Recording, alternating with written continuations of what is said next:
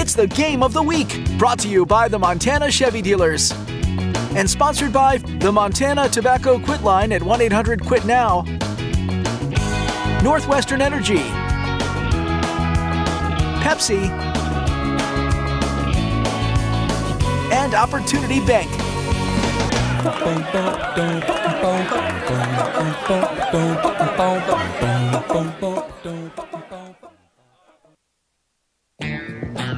However you do the holidays, do it together in the Chevy that's right for you. The strong and capable Chevy Silverado, the award-winning Chevy Equinox, or the all-new Chevy Trax. This holiday season, do more together in a new Chevy. Get 1.9% financing on all 2023 Silverado 1500 pickups, or get $3,750 total cash allowance on this Silverado. Chevrolet. Together, let's drive. It's fourth down, seconds on the clock. He hands it off, finds a hole in the middle. Clear, nothing but Brian, move! A touchdown for the win. I can't believe it. Pizza, better with Pepsi. Our kids love to play. Whether they're playing outside or playing house or playing dress up, there's one game they're playing all the time. They love to imitate you. You're setting an example. Make sure it's one you can live with, and one she can live a long, healthy life with, too. So many flavors of dew. I am thirsty. I must get dew. Cut! He's hypnotized again! Do the dew.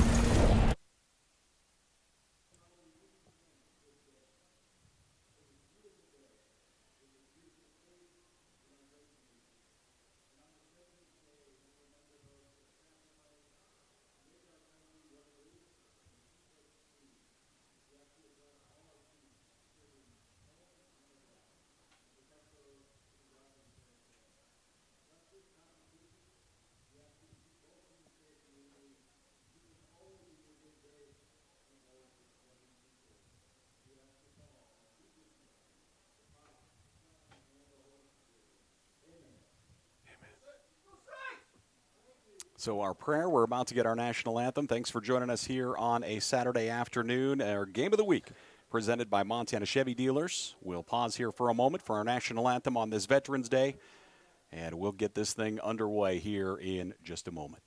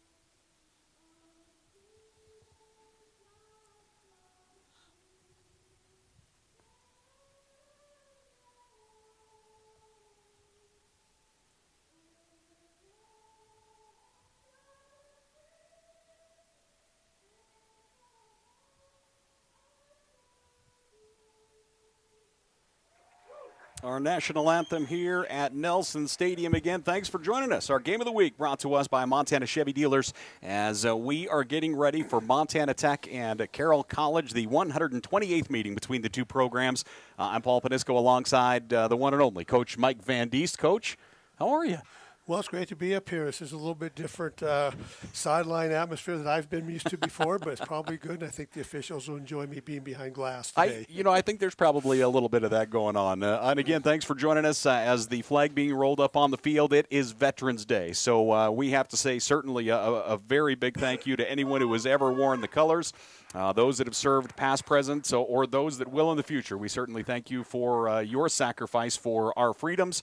And when I think of Tech Carroll, the first one that comes to mind there is Coach Bob Green, a Marine, former Vietnam veteran, and he has been a big part of this Tech Carroll one for a long, long time, and he's the first one that comes to mind for me. Well, exactly what he did for our country and the times he put in the military and then coming back to Montana and coaching. I know he's going to enjoy this game. I saw him beforehand, and it was great to see him. It sounds like he's doing well. Well, as we get ready to roll here, again, thanks for joining us. The other one, we have Veterans Day today, and it's also Senior Day. And you and I were talking before we went on the air about Senior Day. Talk about Senior Day from your perspective. It's a huge day as a head coach. It's very emotional. It's very emotional for me, and especially when you're a head coach. As I told our players every year, the seniors, is that we have to say goodbye to you every year. There's a new senior class. You only have to say goodbye to us once. And the time we spend with these young men, they're like our sons. They're part of our family. Yeah. And you can remember them when they came in as freshmen thinking they knew it all. And as they progress through the next 4 or 5 years, to see the maturity and then getting a chance to see what they're going to do beyond the scoreboard is pretty exciting as well. Yeah. Big class here for Carroll College. 25 seniors walking the field earlier, and we'll see how that energy is brought out on the field. From a coaching perspective, do you like the energy from a senior day, or is it hard to kind of lasso and get under control at times, or is it different each and every year? Well, I always worried about it because you come out there and you're so pumped up and you're so hyped up from Friday night and early Saturday morning getting ready for the meetings, and then you come out there and there's a little bit of lull in the action and there's a lot of emotion with the players. Yeah. Because these guys all spend time together. They're brothers. And the time they spent in the weight room, in the classroom, in the locker rooms, in the bus trips, they're saying goodbye to each other too. So it's pretty emotional, and you just wonder how you can get that energy back up again. But every class is different. It happens to be with your leaders and how they approach it. Well, we're getting ready for what should be a great day, the 128th meeting. The first time goes back to 1920 when the Montana School of Mines played St. Charles, and certainly have had great history from then up until now. And we're getting ready for the second meeting of the year. They met the opening week in non-conference matchup. This one is for the bag of marbles, as both these teams knocking on the door of the playoff window. Again, this year we have the expanded playoffs. We'll go from a 16-team playoff to a 20-team field in the playoffs, so that certainly gives us a few more at-large bids. Right now, Carroll College, number 16 in the country, Montana Tech, 22 in the country, and all signs point to, let's put it this way, if Carroll wins this, they're going to get into the playoffs. If Montana Tech wins this, they have a really good chance of getting into the playoffs as well, and that's the deal. Is you're looking to continue those seniors and everybody else's career, get into the national playoffs. In this game, there's a lot of emotion already, but there is a lot riding on the next 60 minutes of football. Yeah, when you think about where these players started back in spring football and winning conditioning through their summer workouts, and there's certainly 2-a-days in the first meeting that they had that was non-conference, as you said, Paul. There's a lot to be playing for, and that's what's exciting about a game like this. When you have two of the top teams in this conference playing and they're nationally ranked, you couldn't ask for a better setting and a better, something that they're playing for, and you want the players to be able to enjoy this and have something to go for. When you're playing a second time, and that week one feels like forever ago, and in football terms it might as well be forever ago, how much do you go back to that game preparing for this one, or is it just, do you kind of just put it in the rearview mirror and move on? Well, I think with the time frame between the first game and this game, a lot of it has to do with personnel. Yeah. If there's anybody that stepped up that didn't play in that first game, is there a newcomer that came in, are there injuries that's taken place? Scheme-wise, you pretty much know what they're doing throughout the course of the season, watching film that you have on them all. But I think for me, it was always about how do we stack up personnel-wise. As a defensive coach, who are the playmakers that we had to contend with? And certainly as a Carroll staff, you have to look at Torgerson, you have to look at Thielen and those kind of guys, and Alexander. So, you've got a game plan to me with personnel, not so much schemes at this time. Well, we're getting ready for the start of this one again. Thanks for joining us here on SWX. Our Game of the Week brought to us by Montana Chevy Dealers. Paul Panisco, Coach Mike Van Diest here on a gorgeous Saturday. Weather-wise, thank you for putting in the nice order as we have another great day here ahead of us. No, this is awesome. We could play two today, I think, like Ernie Banks would say, Paul. So Carroll will kick off to Montana Tech. As you take a look at the field, Montana Tech wearing the all-white, Carroll College wearing the purple and gold. And we are ready to roll. Again, the 128th meeting, one of the longest rivalries, not only in the NAIA, but also across the country at any level. And Carroll will kick off. Montana Tech, 2 guys deep So, again, thanks for joining us here on a Saturday afternoon. We have a lot to talk about. Both these teams playing awfully good football this year and in different ways, as obviously one might imagine. So the Digs will get the return on the right side across the 20, 25. Some daylight out to the 30-yard line as Renner with the return. Ethan Renner, we'll see him in the backfield for Montana Tech. Great young back out of Laurel. And you see the heavy brace on his left knee. He'll get a lot of snaps in the backfield. You mentioned as far as injuries, that is one place that is beat up for Montana Tech this year with multiple injuries in the running back position. Well, those guys take a beating as it is as you go through the season, especially 11-game season. And when you lose somebody like Smith and Counts, those are awful tough guys to lose because of what they mean to your football program and the leadership and toughness that they bring. Blake Thielen will take the first snap out of the shotgun. Heavy formation, one receiver each way. Man in motion is going to be Estes. Estes going to go all the way out wide lefts. And Thielen looking towards Estes for the first throw. That one comes out a little wounded, but complete across the 35 out to the 38-yard line. It's going to be a gain of 7. Well, I think we're going to be hearing a lot of his name today along with Alexander's. If they're going to be able to throw the football, they're the type of receivers that have given everybody in the frontier conference problems this year. Quickly up to the line of scrimmage, trips receivers to the right-hand side. Second down and about 2 here for Montana Tech. Again, Blake Thielen out of the shotgun. He's had a great year. Estes will come in motion. He'll stop just outside the tackle. Handoff going to go to the tailback, trying to find some running room. And across the 40, out to the 44-yard line, and that is going to be Lander Smith. So Lander Smith back in the lineup, and that is a good one to see for Montana Tech. He has had a tremendous year. When Blake Counts went out injured, Lander Smith has come in and just run hard.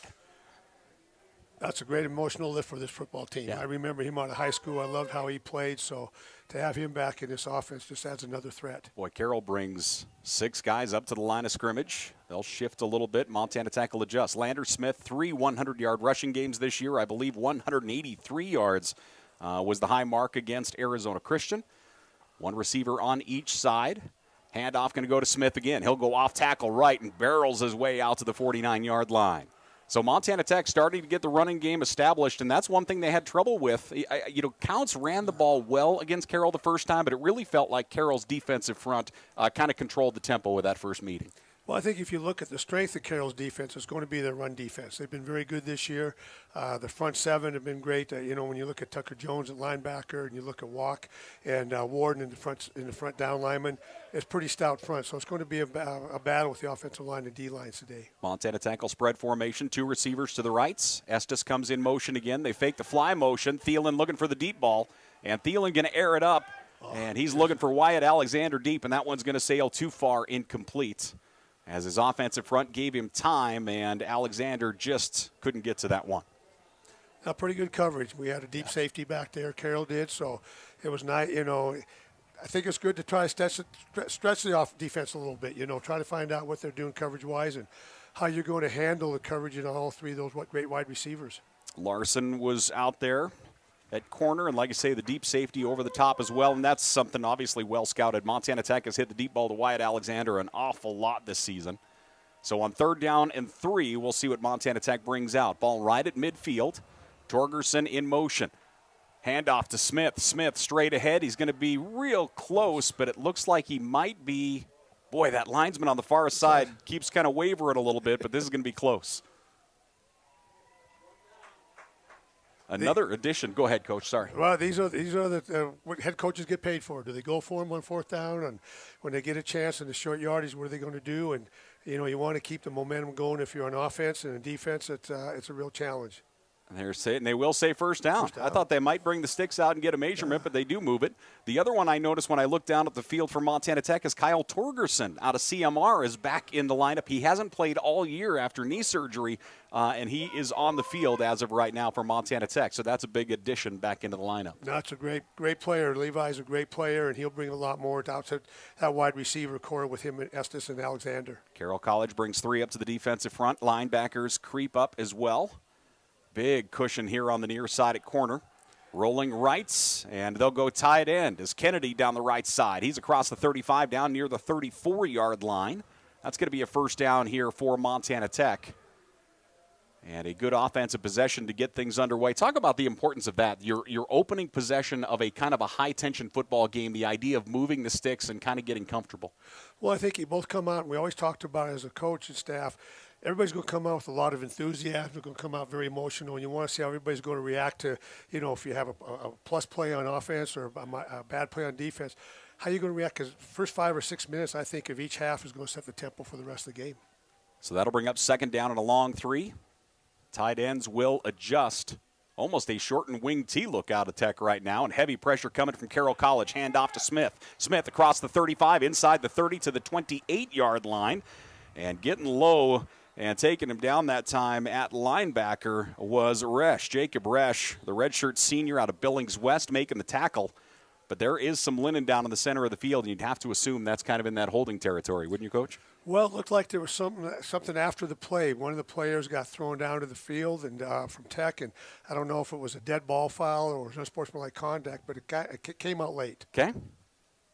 And so unnecessary roughness against Carroll College. That's the one call. It feels like, and I'm not saying it's across the board, but it feels like we've had a lot more unsportsmanlike this year than my tiny brain remembers in years past. Well, being an old defensive line coach, I think there's a lot more unsportsmanlike conducts on late hits on the quarterbacks, which I don't like. Yeah. And it seems like it's a real gray area what those guys can do. And sometimes there's after the play activities going on, and you got to be careful because those officials, their eyesight's pretty good. 1st and 10 at the 14-yard line. Montana Tech 90% in the red zone this year. Kyle Torgerson goes in motion. His brother Levi will be on the field as well. Hand off to Smith. Smith straight ahead, runs into the defensive end, and this one he'll get a gain of about 2 is all before just a swarm of purple gets to him. And that's a nice job defensively by Carroll that time, especially on the end as Tucker Jones out there at linebacker, the first one to make contact.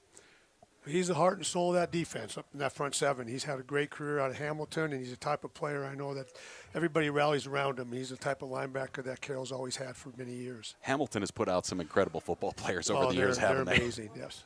2nd down and 8 here for Montana Tech. Carroll brings 5 up to the defensive front, and they might bring 5 out of the shotgun. Thielen. They're going to run screen right side to Kennedy. Kennedy trying to find an opening and nothing there. Great job by Carroll College. They got through the initial block. And that's the one thing. You look at this Carroll team laterally from sideline to sideline incredibly fast. Well, they do a good job of pursuit, and you can see the pursuit by 91, Forrest Serrero coming inside out as a defensive line rallying to that. And again, on the perimeter, they did a good job. I thought there was a good block on the perimeter, but there was a guy unblocked from Carroll College coming up to make that play as well. I'll tell you, Forrest is the one. When I saw the signing there, I was like, that is the steal of this of the class. I think he is a guy that could have been a Big Sky player, but he is going to make a heck of an impact in the Frontier Conference for his years. No, he'd be a great nose guard in the Big Sky, defensive tackle 3 technique. He's coming to his own. Big 3rd down here for Montana Tech. Man goes in motion is Alexander, dropping back as Thielen. He has time. Thielen across the middle finds, that's Estes. Oh. Estes gets upended, but that's going to be 1st down yardage. That's a big-time play as Estes gets cut down. The initial spot. This is another one where I thought it was going to be it was going to be clear for 1st down a lot more than it is. It looks like it might be a foot short, but it's a great effort by Estes trying to hurdle the guy and get the ball to your playmakers, right? And we're going to see a whole slew of new bodies come in. If it is short, Montana Tech is going to go for it, and that is the case. 4th down and shorts. Carroll College will bring a couple bodies in as well. Montana Tech quickly to the line of scrimmage. Thielen under center. They're going to go with the Philadelphia Eagles, just push and shove, and that'll get down to the 2-yard line. Not much fun being a nose guard in that situation. Those poor guys, I don't know. It's a great offensive rule they put in a few years ago where you could enhance the player's movement, but as a defensive coach, I don't like it. I like the use of the term enhance there. That's good. No, that's good. So that should bring up 1st and goal here for Montana Tech. The opening possession here on a Saturday afternoon, the final weekend of Frontier Conference play.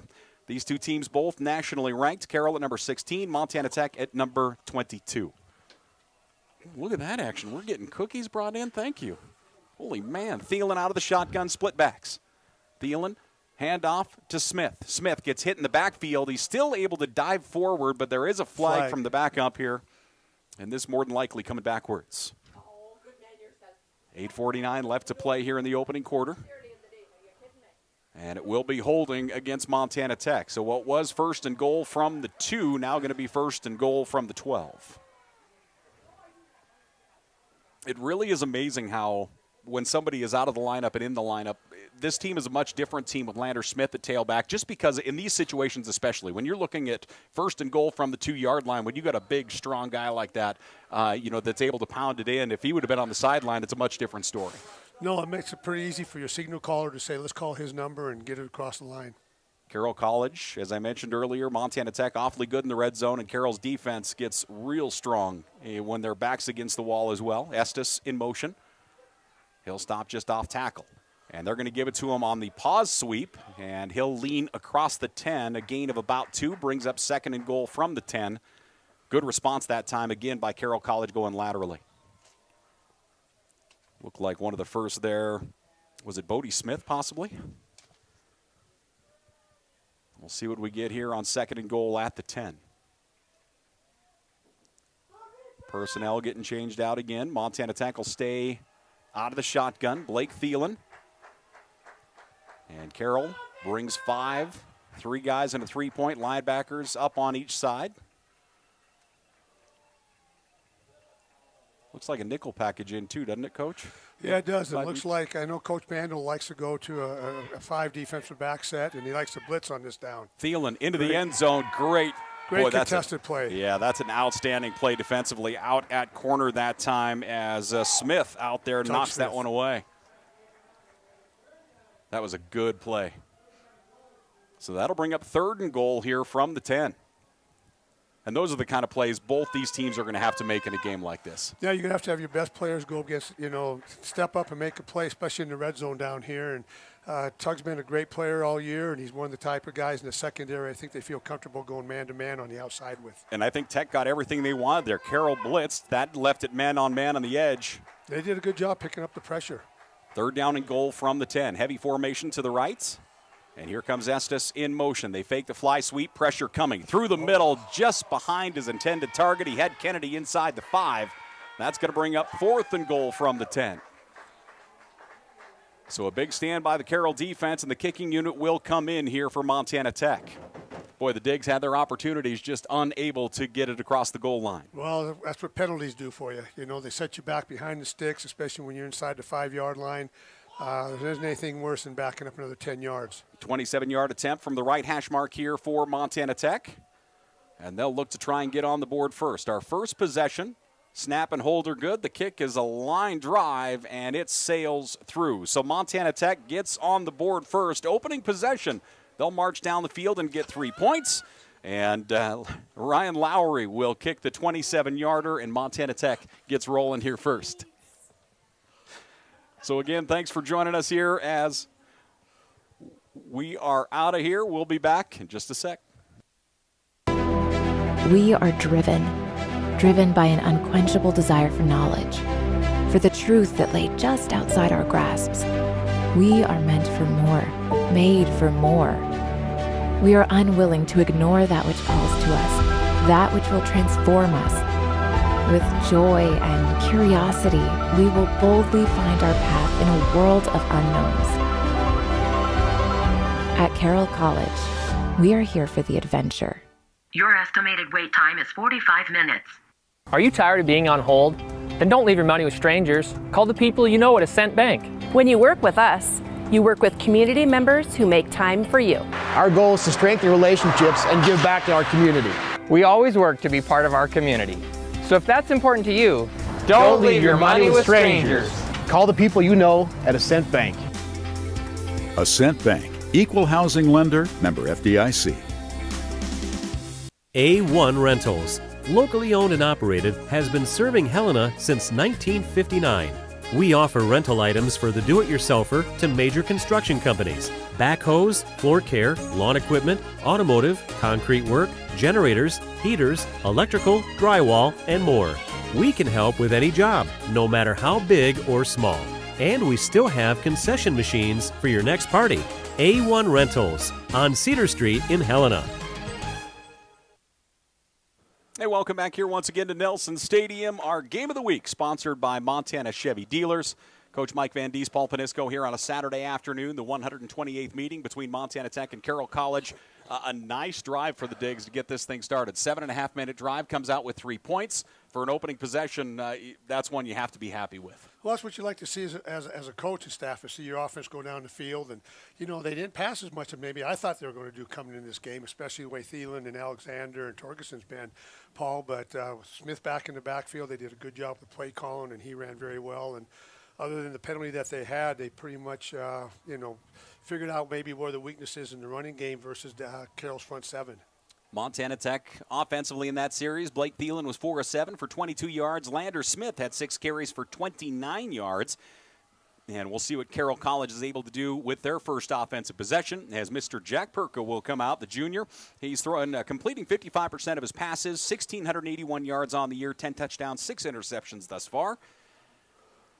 And this Carroll team, again, number 16 in the country.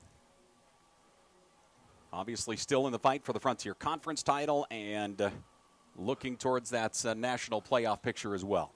It's a fun time of year. Everybody points towards the playoffs, and if you get a chance to go into it, it's nothing like it for these players. And there's just nothing like the Frontier late in the year. I mean, we're obviously partial, but there's nothing like it. So the kickoff through the back of the end zone. And the Saints offense will get the touchback and get ready to roll here. Gorgeous day here at Nelson Stadium. And again, Jack Perka at quarterback. We're going to see Duncan Kraft and Baxter Tuggle at tailback. Good group of receivers as well. Chris Akulshin. Also, Ochoa is the one that jumps out at me, especially from that first meeting. Ochoa had a great day at tight end, and we'll see if they try and get him active early. So first down, and they put the ball at the 20. Yeah, got to move it up 5 yards. There you go, gents. It's going to be all right. Yeah, it's okay. It's only a 4-year new rule. That's pretty sad when commentators are telling the officials as far as the rules go, especially for me. I don't know the rules at all. I used to do that as a head coach all the time, Paul. One back, and Carroll's going to get started early. Receiver here on the near side got up and got moving early. So that one going to go back a few yards. As Akulshin got started early. So it was 1st and 10, now 1st and 15. Carroll huddling up. And they'll break and come up to the line of scrimmage. Again, Perka out of the shotgun, has one back and home. Looks like Kraft is behind him. Montana Tech 4 down lineman. Looks like they kind of have the nickel package in as well. Kind of showing blitz from the top. Handoff going to go to Kraft. He'll run left. He's across the 20 out to the 22-yard line. Not a whole lot there as a sea of white jerseys there to meet Kraft. That'll bring up 2nd down and 13 here for the Carroll offense. What are you looking to get established here, do you think, early for Carroll College on this first possession?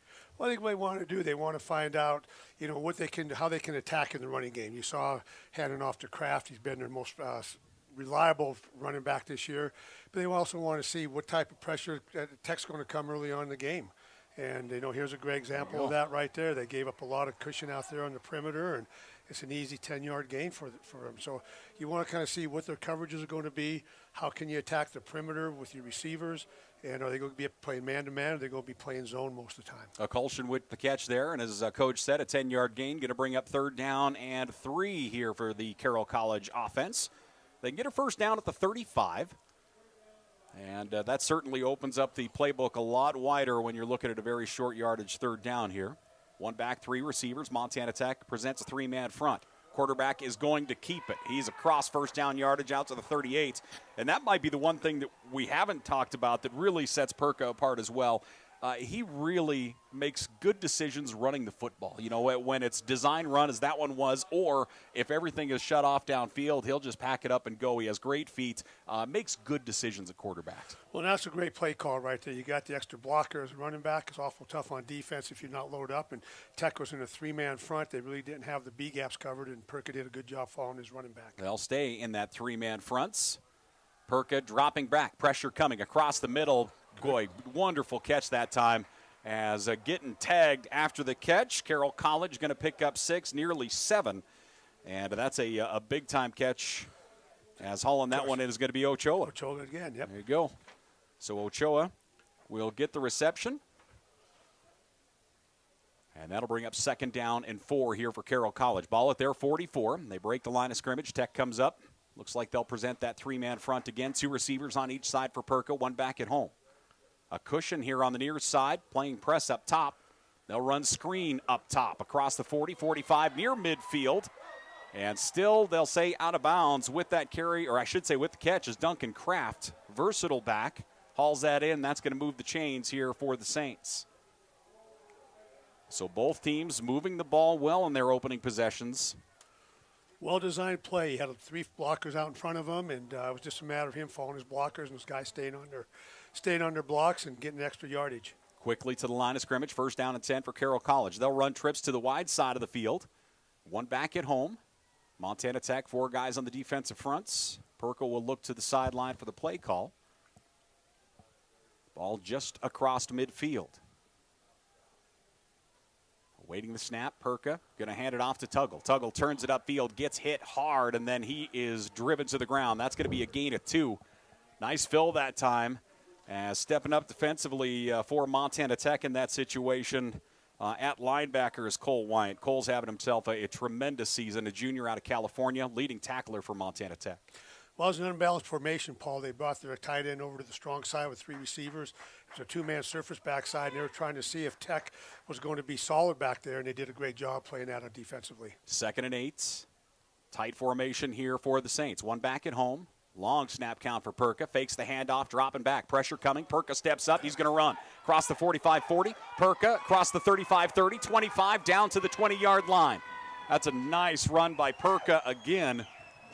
And he is going to get big yardage down to the 20-yard line. It's going to be a gain of 27 yards. 1st and 10, Carroll College at the Montana Tech 20. Just like what you were saying a few minutes ago, keeping the play alive with his feet. Did a great job, saw the gap open up with the pass rush. Kind of got pressure off the edge, but inside he was able to take an A or B gap run and great yardage. And when you have a quarterback that can do that, it's a lot better for your offense than just standing back there all day in the pocket. Carroll College 74% putting points up when they're in the red zone. Perka going to air it up and overthrows his man. Boy, they had what they wanted. Yeah, I don't know if there was a busted coverage back there or not because the corner jumped the flat route and nobody took the slant route coming in. So it was kind of miscommunication back there in the secondary. Yeah, Colshin was wide open and that ball just sailed over his head. Incomplete, 2nd and 10. 3:11 left to play here in this opening quarter. Long drives by both teams. We might have a drive each per quarter and call it a day. 2nd down and 10. Wide formation here for the Saints, and we're going to get a whistle. Right side of the offensive front, I think, got started early, Coach. Well, the defense for Tech wasn't lined up. They had their defensive line going back and forth, and I don't know if that kind of got the right tackle and the right guard excited that there's nobody out there to block. They wanted to get an early start on it. So that will back them up 5. That's the 2nd false start for Carroll College here in this opening drive. The pre-snap penalties just kill you. Yeah. You know, there's no reason for it. There's anybody across the line that's contesting you, and you just give them, you take them -5 yards right off the bat. As a coach, it just has to drive you crazy. Yes, it does. Yes, it does. Sorry, I don't mean to bring up. I'm up here sweating on those right now. 2nd down and 15. 1 back, 2 receivers split wide right. And Perka has time in the pocket. He's going to drop it off to his back, and Kraft turns it inside. He's across the 20 down to the 19. It's going to be a gain of 6. Bring up 3rd down and 9 from the 19. Is this 2-down territory now, or is this? Well, it depends if it's short or not. If you were down a little bit more, I don't think, Berger being a great kicker that they have, it's nice to have him to come out and kick a field goal. But if it's 4th and 2, 4th and 1, I'm sure that Coach Purcell will go for it. 3rd down and 9. Substitution change here as Brown will come in. Jake Brown, a receiver. He'll change out for Rothy. So 3rd and 9, 2 receivers rights. And they're going to run split backs. And in the backfield is going to be Brown. Snap a little low, dropping back, looking to throw. Pocket holds. Now they're rolling right. Pass complete across the line of scrimmage to the 17-yard line. Nice job defensively that time. Really gave nothing deep, and the only outlet was the drop-off to Duncan Kraft. He'll get a couple yards, but that's going to bring up 4th down. Tech did a great job playing zone defense back there with the 2 high safeties, and they took away the middle of the field, and I think that's where Jack wanted to go with the football. And I think it's the second or third reception by the running back. So they're going to be a big part of this game too. They'll spot the ball at the 24-yard line. A 34-yard attempt here for the Saints. Spencer Berger, sophomore quarterback out of Billings West with the attempt. So a 34-yard attempt trying to tie us up here in the opening quarter.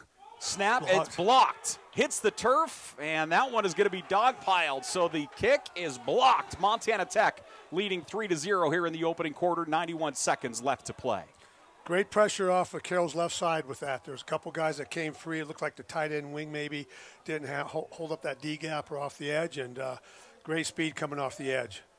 That's a big play down there. So let's see the change of momentum here as Montana Tech will take over at the 30-yard line, and their offense, who went 7.5 minutes for 3 points, will get the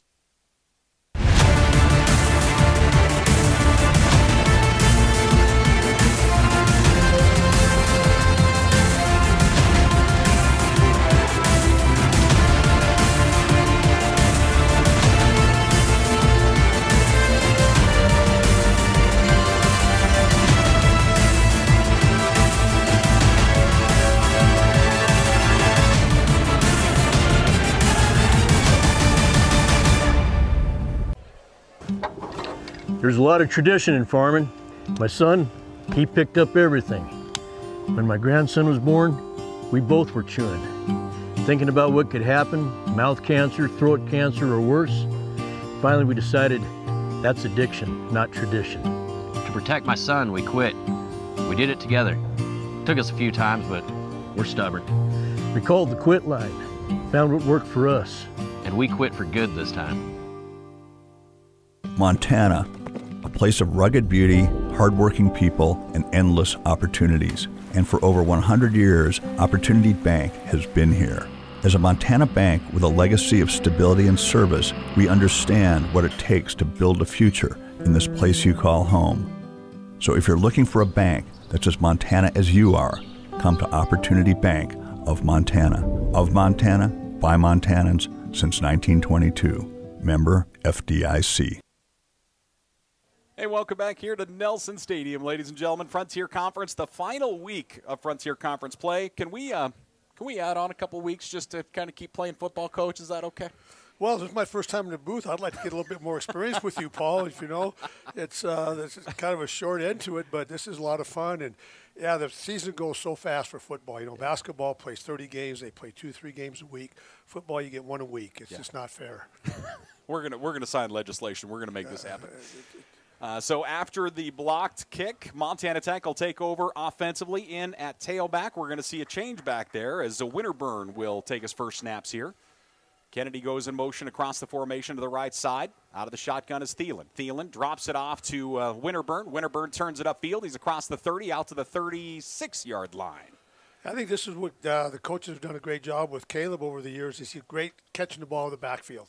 Agreed. You know, he's 210, 215 pounds, and he catches the ball, gets going north and south pretty easy, and he's got great hands. You know, and you certainly have done this as well as anybody, but that idea of, you know, he came in as a quarterback. And right. the different positions he has played, that's so much fun to find out. It's almost where's Caleb going to be this week kind of deal, and you've certainly been around that forever. Oh, you bet. No, that's our job as coaches, to put these guys in the positions where they can be successful. Second down and 4. Thielen with the hard counts. Smith is back in at tailback.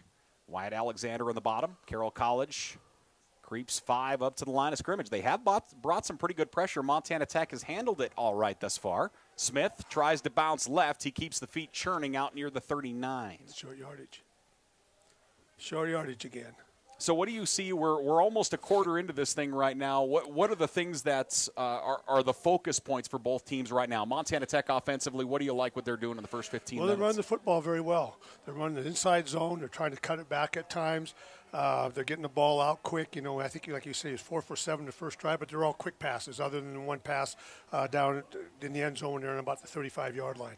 I think Montana Tech say, hey, we can run the football against these guys. Let's find out what their strength is.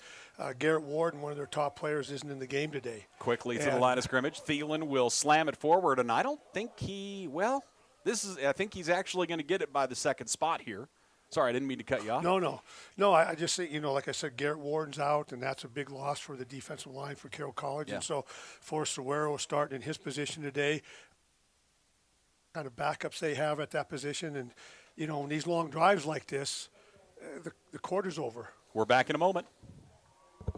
At Rocky Mountain Credit Union, we call this community home, just like you. That's why we take a locally focused approach for our members. Your financial success is our primary goal.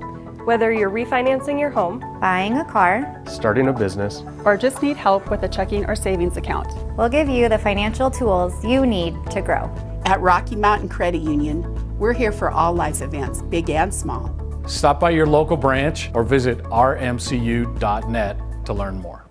A1 Rentals, locally owned and operated, has been serving Helena since 1959. We offer rental items for the do-it-yourselfer to major construction companies, backhoes, floor care, lawn equipment, automotive, concrete work, generators, heaters, electrical, drywall, and more. We can help with any job, no matter how big or small.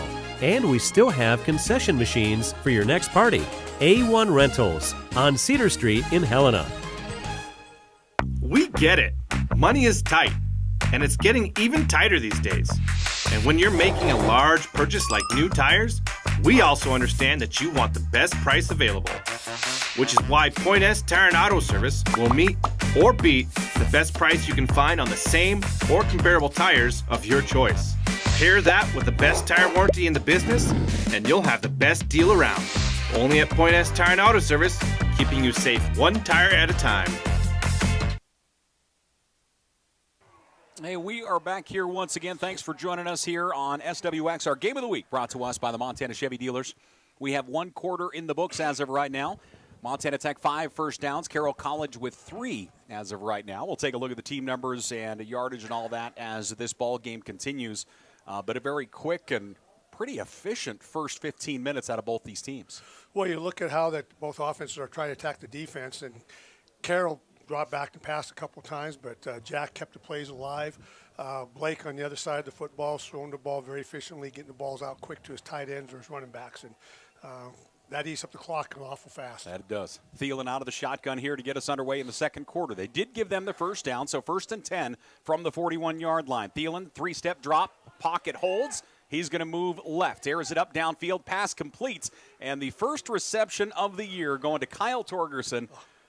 He went out with a knee injury last year, and his first catch of the season coming here in the final game of the year. Well, it's got to feel great for that offense, and I'm sure it feels great for Blake to see an old face come back off of an injury, somebody he relied on a year ago, and certainly during spring football. So this is awesome for Tech to have Levi back in the lineup. First down at 10. Carroll makes a couple adjustments up front. Both teams putting quarterback really giving them time. We're seeing backs sticking around. We're seeing tight ends stick around in protection. They're making sure the quarterbacks are getting time. Hand off to Landers Smith. He is across the 40 down to the 39-yard line. That's going to be a gain of 5.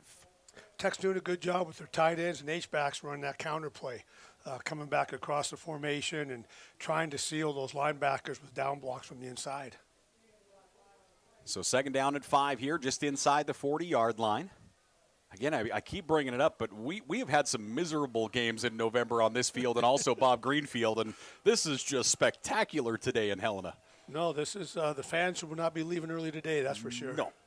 Second down at 5, 3 receivers wide rights, and Torgerson goes in motion. That's Levi Torgerson, and he's going to get it on the fly sweep moving left. Torgerson, he's going to get a yard before he is just absolutely run through. Nice defensive stop that time by Ben Held at linebacker. Well, it's the second time they ran that. They ran it with Estes earlier down here in the red zone. Now they did it with Levi. And Carroll's got that played pretty well right now with their defensive backs and their outside linebackers. Third down and a long 2, we'll say here for Montana Tech. Ball at the Carroll College 37-yard line. They need to get just inside the 35. Wyatt Alexander up top, 2 receivers here on the bottom side.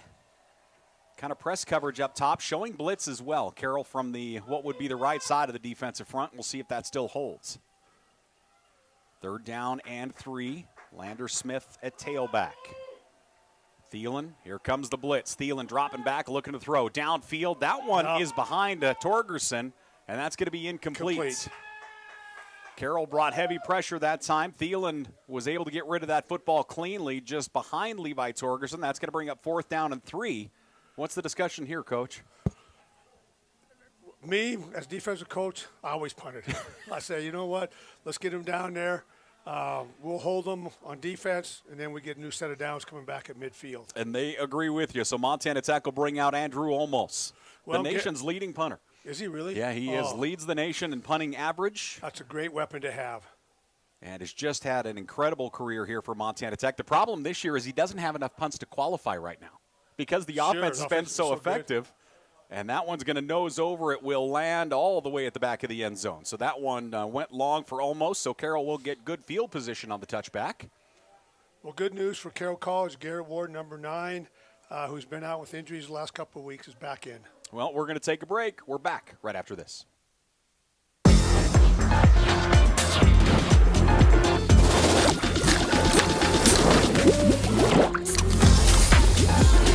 No calories, no sweeteners, all smiles. Bubbly sparkling water. However you do the holidays, do it together in the Chevy that's right for you. The strong and capable Chevy Silverado, the award-winning Chevy Equinox, or the all-new Chevy Trax. This holiday season, do more together in a new Chevy. Get 1.9% financing on all 2023 Silverado 1500 pickups, or get $3,750 total cash allowance on this Silverado. Chevrolet. Together, let's drive. Montana, a place of rugged beauty, hardworking people, and endless opportunities. And for over 100 years, Opportunity Bank has been here. As a Montana bank with a legacy of stability and service, we understand what it takes to build a future in this place you call home. So if you're looking for a bank that's as Montana as you are, come to Opportunity Bank of Montana. Of Montana, by Montanans since 1922. Member FDIC. Life water. Taste. And feel. Whole body hydration. Life water.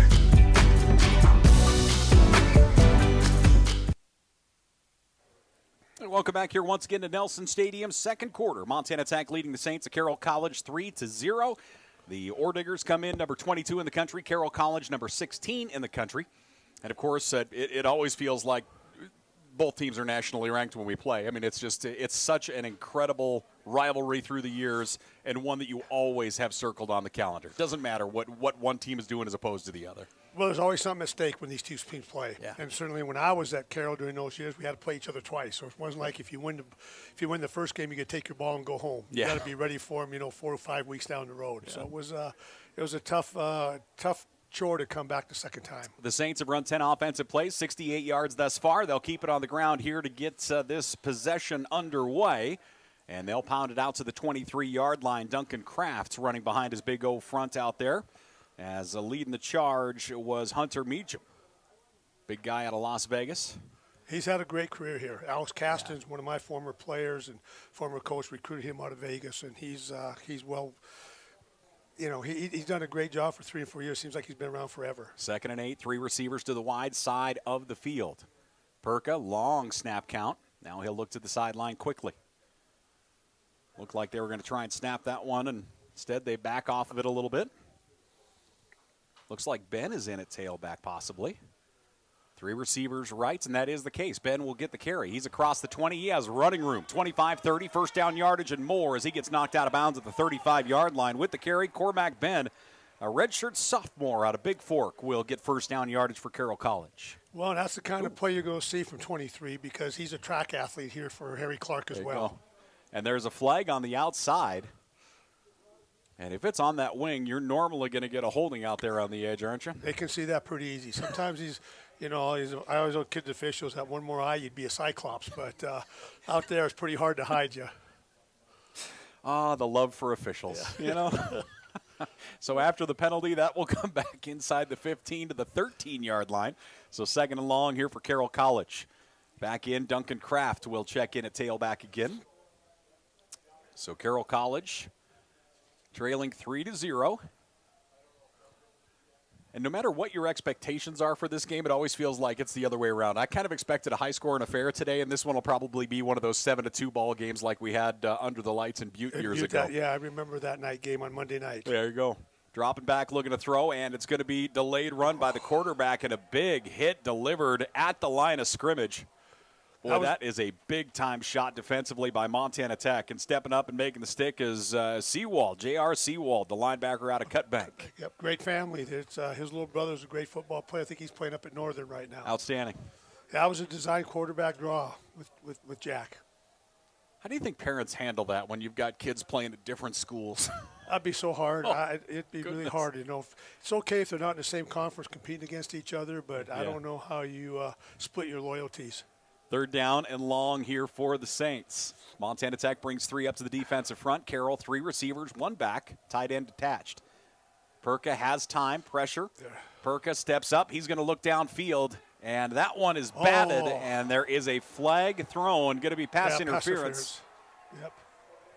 As 2 guys in the route downfield, and it looks as though Jaden Downs was chatting with the officials. Actually, it might go on Jaden here. Either way, he and Cade Wilcox are back defensively. They're pleading their case with the official, but I have yet to see an official reverse a call that after a player discusses it with him. So the pass interference will give Carroll College first down yardage. That's a big one. Well, it is when you have 3rd and long like that, and you're throwing the ball downfield, and sometimes that's your best play offensively. Sometimes that's the only spark you need to get going offensively as well. Yep, keep the drive alive. 1st and 10, Perka. 2 receivers to his lefts. And 1 back at home, it looks like behind him. And roll out, stepping up in the pocket, looking to throw. Nice rifle shot out to the 45-yard line. That's going to be first down yardage. A gain of 13 has hit him in stride. That is a Culshan, the sophomore. And he is going to get a big catch there, and that's going to move the chains here for the Saints. That had some zip on it. No, that was a great route combination. They cleared out over the top, and he ran the underneath route and had to beat a linebacker coming across. Linebackers weren't there because of the run fake. First down and 10 here for the Saints. Ball at their 45. 10 minutes left to play here in the first half. We'll have Charlie Gross, the athletic director at Carroll College, joining us at the half. Perka. 3 receivers. Handoff will go to his tailback. Kraft gets through the first level. He's across the 50 to the Montana Tech 48-yard line. Sanchez was there to drag him down, but not before he got into the secondary. It's going to be a gain of 7. I love when you do have that RPO look. We were kind of laughing about RPO before the game started, but, Perka is looking at that defensive end on the other side, and he held on to that football until the last second. As long as he could. He did a great job reading that. 2nd down and 3rd here for the Saints. Both teams have mixed it up well offensively here in the first half. Perka has time, stands in the pocket, airs it up, pass completes. That's another first down here for the Saints. As down to the 40-yard line with the reception is Jaden Harrison with the catch. And Carroll's offense, some good momentum right now. I haven't noticed Tel Arthur in this drive, and I can't remember. I didn't look earlier if he was in the drive before for Tech's defense. He's a great linebacker out of Frenchtown, but I haven't noticed him today. Good call. Perka awaiting the snap. Montana Tech showing pressure from the bottom. Here comes the blitz. They'll bring 5. Downfield pass complete at the 25-yard line of the quick slant across the 20, holding on to the football and driven down at the 18-yard line. And that is a nice pitch and catch that time as Cameron Rothy gets the catch, moves the chains for the Saints. And Carroll College inside the red zone. As I mentioned earlier, 74% in the red zone thus far this year. And we'll see if they're able to come away with points this time. They had a field goal attempt blocked the last attempt in the red zone. Tight formation, 2 receivers rights. Handoff going to go to the back. There's a flag down. And the run down to the 7-yard line, but I kind of assume this one's coming back as Duncan Kraft pushed the pile down inside the 10. We've had a lot of flags here in this one. Well, they've been major penalties, holding calls, or some of those pre-snap calls, but it kept Tech out of the end zone with their first drive when they got a holding call down here.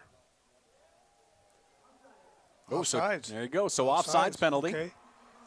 So the Saints going to say, no thanks. We'll get first and goal here from the 7-yard line for Carroll College. So an offsides penalty against the Tech D. We've had 2 false starts against Carroll offensively and now 1 offsides from Montana Tech. 7:50 left to play here in the first half. Carroll breaks the huddle as Perka out of the shotgun, and we have whistles aplenty. Timeout, looks like. Okay. So Montana Tech will call a timeout as they are their backs up against the wall. Montana Tech leading Carroll College 3-0. Frontier Conference final week. And we are back here to Nelson right after this. We get it. Money is tight, and it's getting even tighter these days. And when you're making a large purchase like new tires, we also understand that you want the best price available, which is why Point S Tire and Auto Service will meet or beat the best price you can find on the same or comparable tires of your choice.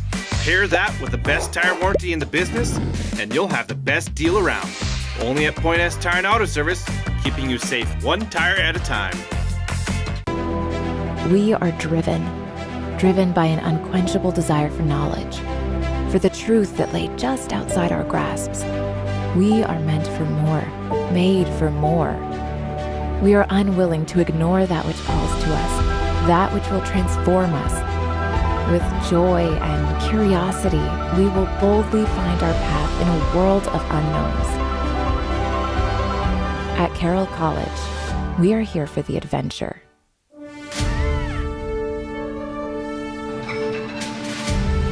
Discover the difference a family-owned Montana bank can make for you and your business.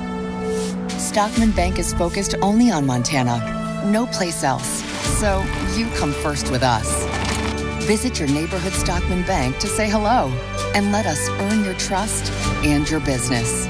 Stockman Bank, Montana's brand of banking.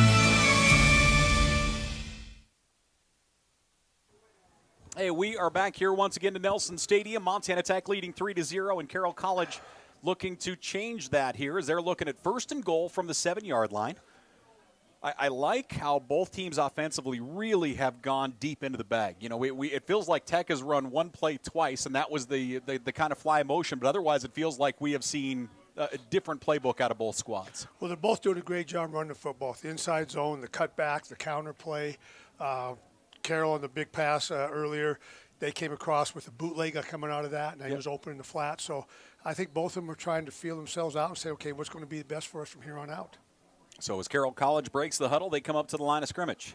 Saints, 1 back, 1 receiver on each side of the formation. Perka, quick turnaround, hands it off across the 5-yard line, and no more. Helmet comes flying off. As with the carry again is going to be Duncan Kraft, and not much there.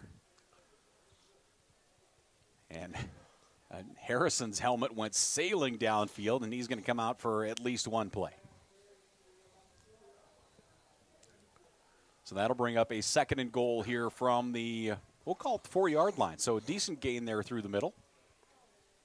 Carroll will change out a little personnel here.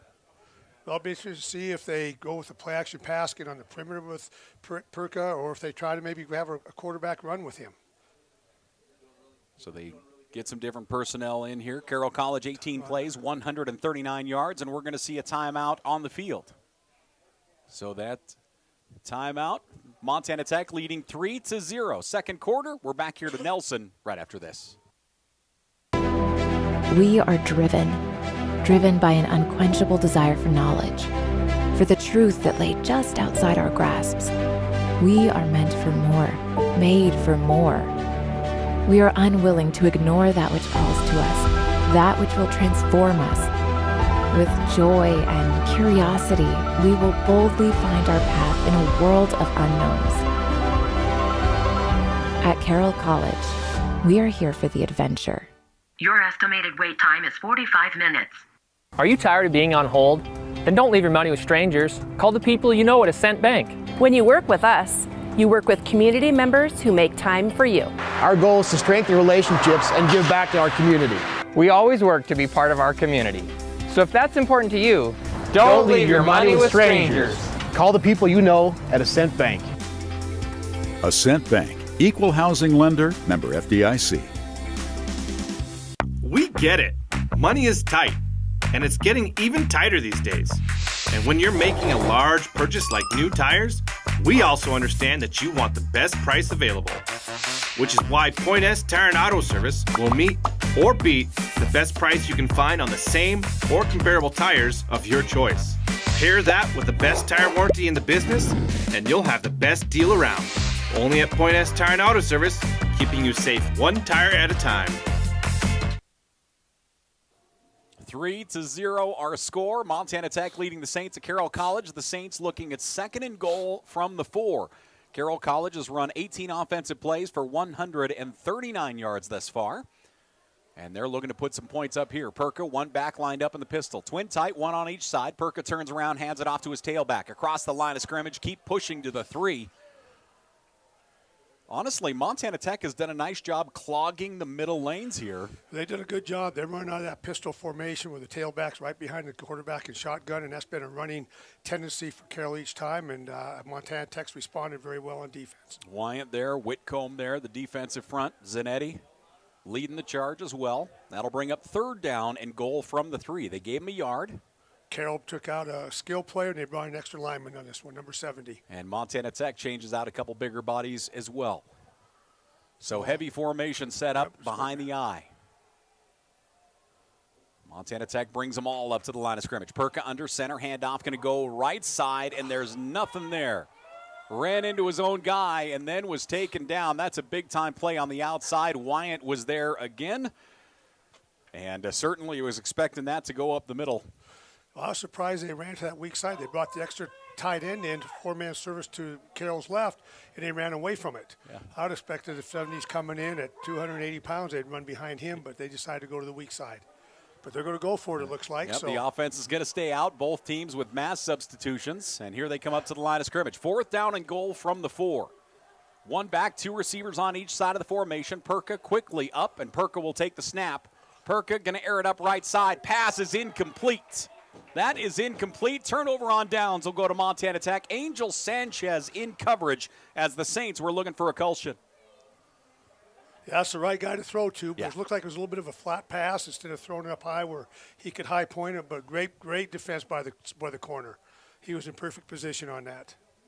So that one will be a turnover on downs. So another sudden change here. The Montana Tech offense will take over. The Digs have run 22 offensive plays for 89 yards thus far. They lead 3-0 with 5:40 left to play here in the first half. A very quick first half so far at Nelson.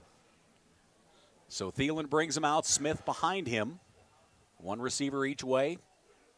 Wyatt Alexander all by his lonesome down at the bottom. Pressure coming. Thielen drops back. He's looking towards Alexander. That one is up and batted away. Great play by Graham. Great play. Wow. Young man out of Dillon, Montana. Great play. I'll tell you, that was a tremendous play. He was off balance, swung an arm up there, and was able to make contact. Yeah, he kind of got turned around a little bit on that. And yeah, he comes out banged up. He might have fallen on his shoulder awkwardly, but I'm telling you, if he doesn't make that play, that's 6 points. That's out the gate. That was a good thrown ball, and he did his time to jump just right. So that'll bring up 2nd and 10, from the 4-yard line here for Montana Tech. As they'll bring tight end right side. Logan Kennedy set up on the right. Real heavy formation here for the Digs. Thielen out of the shotgun, standing right inside the goal line. Carroll showing pressure and hand off to Smith. He'll put his head down and pounds out to the 9-yard line. You have to love when you get big guys that run as low as he does. And you've certainly had several in your career. His pads are always out in front of him. Yeah. You're not going to get a shot at him in his midsection or his legs or his thighs because he's got his shoulder pads out in front. And so when he gets hit, he's going to fall forward for another yard or two. It's a great way to put it because we've always seen those running backs that always fall forward, and that's obviously point blank why it happens. Yep. 3rd down and 6 here for Montana Tech. 4 receivers. Thielen with a hard count. Carroll brings 6 to the line of scrimmage. We'll see if they all come or if anybody backs out here, showing 2 high safeties. And they'll move tailback on this side. Estes goes in motion, and now we're going to get a stoppage. Montana Tech going to call a timeout. Looked like a little confusion there getting the play in. Yeah, I don't think they were really recognizing, as you said, Carroll was in a too high safety. I don't think they were going to blitz. If they were, they're going to roll safety down late. But he was pretty deep to do that. So I think they were maybe expecting man-to-man and maybe a little bit more pressure than what Carroll showed. 4:47 left to play here in the first half. Thanks for joining us. Our Game of the Week, sponsored by the Montana Chevy Dealers.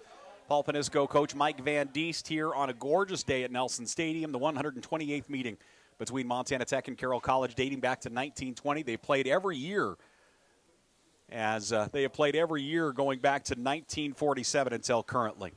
Our Frontier Conference would like to thank the following corporate sponsors for their continued support of our conference: Logan Health, Cooper Tire, Tire-Rama, D.A. Davidson, Urk Hotels, McDonald's, Northwestern Energy, Pepsi, and First Interstate Bank, making it possible here to get things done in the Frontier Conference. And we're fans of our Frontier Conference, but I'll tell you, we've got some big things kind of brewing here. It's going to be very interesting to see what the Frontier Conference looks like in another 4 or 5 years. Well, it's grown, and I think those rumors of North Dakota schools might be coming this way, certainly with the expansion of Arizona Christian. This could be just like what Division I's do with these mega conferences, and it'd be great for the Frontier Conference to get more schools from a little bit east of us to come in. Yeah, it'll be interesting. We'll have to talk about Arizona Christian joining us as well in their first year here in football. So that'll bring up 3rd down and 6 here for Montana Tech. They'll go 3 receivers left, 1 to the right. And Thielen out of the shotgun. Carroll College still showing pressure. Estes comes in motion. They'll rush 3. Thielen stands in the pocket. Now he's flushed. He's going to run. Thielen across the 10 takes a big hit, but he's real close to first down yardage. And he might have gotten it, Coach. It didn't look like that when he crossed the 10-yard line. It looked like they might collapse on him and get him out at the 12. But it depends. I guess they're moving the chain, so that's a great call by Thielen. And it looked like he kind of had an idea where he was, and instead of sliding, which he knew was going to be short he just kind of turtled over the football, and he knew he was going to take a hit, and he was able to move the chains. Well, that's what happens with quarterback slide. Whenever they start their slides, where they mark the ball. So he kept his momentum going forward and got the pads and the ball over the line of scrimmage. 1st and 10, Carroll College again showing pressure here. 2 safeties up over the top. Smith moves left, tight end in motion. And the handoff going to, play action. Thielen going to drop it out on the edge of the tight end, and he'll get across the 21-yard line. So they swing it out to the tight end that time. And with the reception is going to be Derek Pierce, the redshirt sophomore out of Post Falls, hauls in the reception. He's been kind of a forgotten man in this offense today in terms of tight end. Carroll really hasn't been looking for him. That's twice they've gone to the tight end and picked up good yards on first down. Taking a playbook out of Carroll with Ochoa and Butte going back to week 1. You bet. 2nd down and 4. Now look to the sideline again. 3:45 left to play here in this first half. It's been an outstanding first half thus far. Very limited number of possessions, to say the least. 3 receivers. Thielen has time. Across the middle. Pass completes. That's out across the 35. Ball is out. Logan Kennedy. The ball gets knocked out. Carroll College picks it up.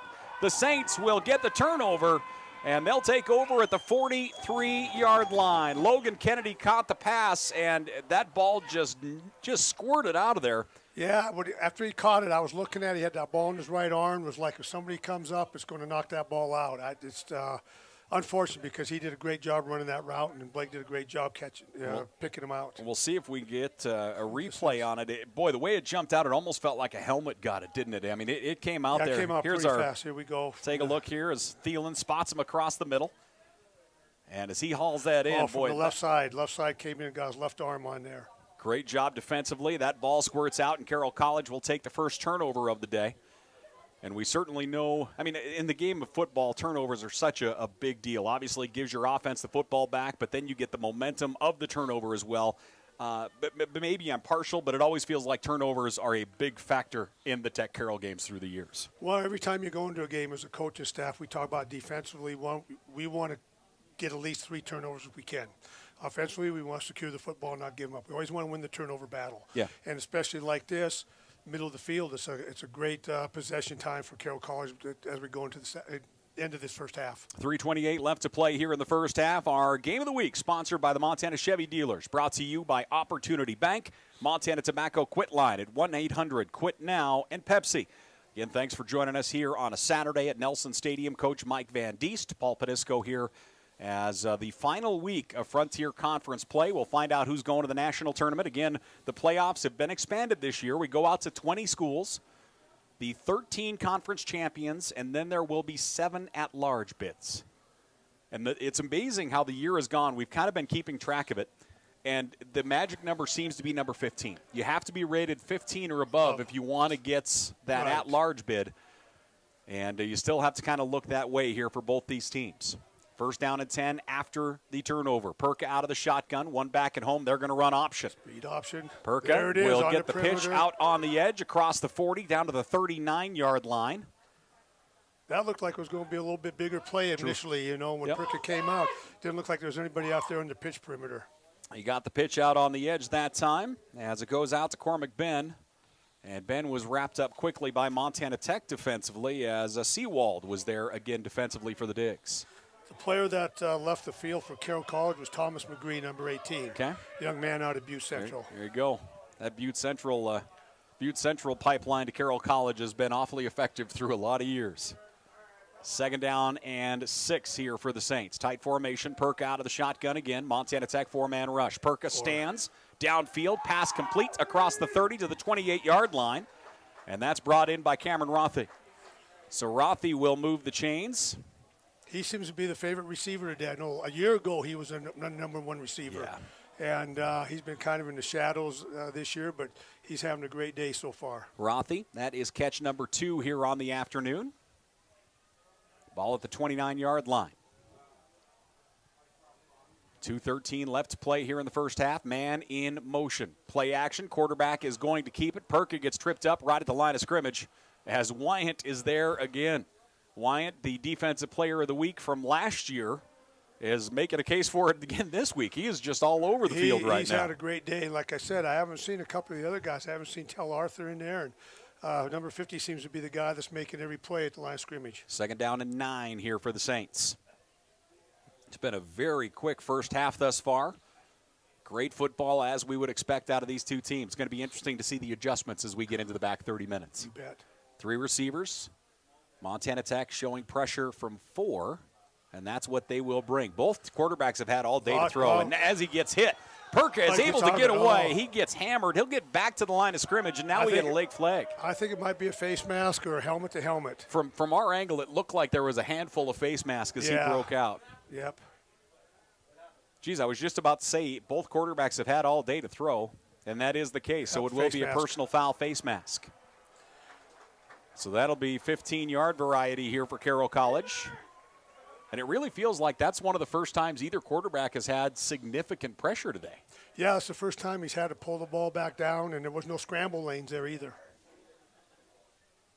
So what was 2nd and 9, going to be a fresh set of downs. Carroll College has had a couple first downs made possible via the penalty. And they'll take over at the 15-yard line. So Carroll College, again, knocking on the door. This is their 3rd trip into the red zone. They have yet to come away with points, and we'll see if they're able to this time through. Perka has Tuggle on his right hip, it looks like. 2 receivers rights. Tight end detached left. Perka fakes the handoff in the pocket, stands, looking into the end zone. That one's knocked away by Angel Sanchez. Yeah, he's having a great day down here, especially in the red zone. That's 2 pass breakups he's had. So that one intended for Ryan Rickman, the tight end. And that'll bring up 2nd and 10 here for Carroll College. Another flag on the field. Must be, I think he looked like holding. Boy, I did not even see it. I apologize. That one comes all the way back to the 24-yard line, and that certainly must have been the case. I did not see the penalty come out at all. I just saw it there as it was laying on the ground. So Carroll College moved back here. Looking at first down and 20. The first down marker at the 5, and now we're going to get whistles and a stoppage of play, and Montana Tech will call a timeout.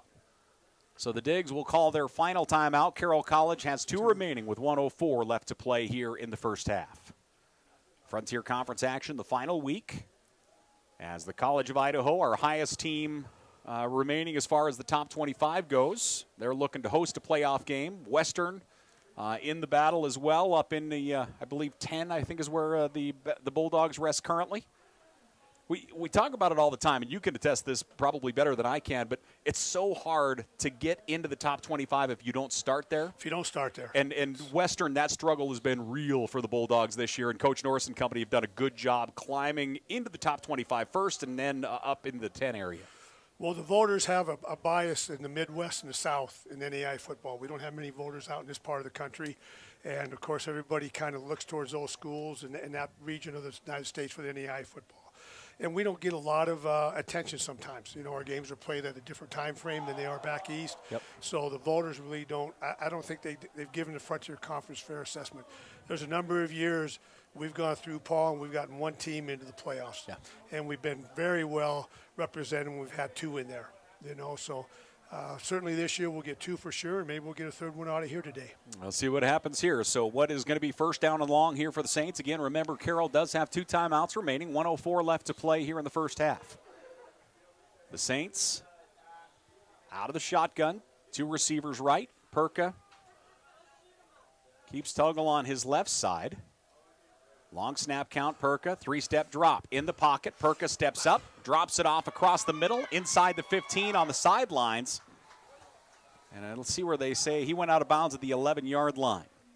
So drops that one off. Akulshin makes the catch, and he will get good yardage down to the 11-yard line. That was a good move to get the extra yards and to get out of bounds and stop the clock so Carroll didn't have to use a timeout. And to stay in bounds, I really thought he had gone out of bounds above that. So his 3rd catch of the day, that's going to bring up a much more manageable 2nd down and 7 here for the Saints. 3 receivers right. Ball is on the left hash mark. Perka has all day. Stands. He's going to deliver into the end zone one-on-one. Has his man. Touchdown, Carroll College. He drops it deep to Akulshin. That's a well-thrown ball, and the Saints will get into the end zone. Great concept. They had a number 2 receiver run a dig route. Number 1 stayed out flat. Kuchin was the number 3 receiver in the slot and ran a corner route, and the defensive back had inside leverage on him. You know, so the corner route was there. The last time we talked about that, kind of that same play where they were looking for the corner route. The first pass was more of a low-line drive. This one had some nice air underneath it, got over the defender, and Akulshin pulls it in. Great route by him. Great route. So the kicking unit is in for the PAT. Carroll College leading 6-3. And the kicking unit, the PAT is up, and it is good. So with 51 seconds left to play here in the first half, Carroll leading 7-3. We're back. There's something different here, in the air and in the attitude. It's the tight-knit community, complemented by bigger thinking and even bigger innovation. It's high-tech labs with sweeping Rocky Mountain views.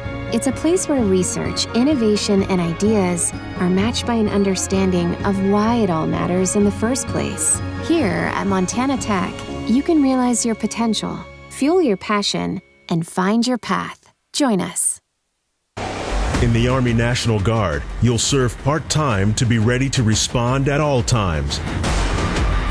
You'll train to master the skills and equipment used to keep the nation secure and its enemies on the run.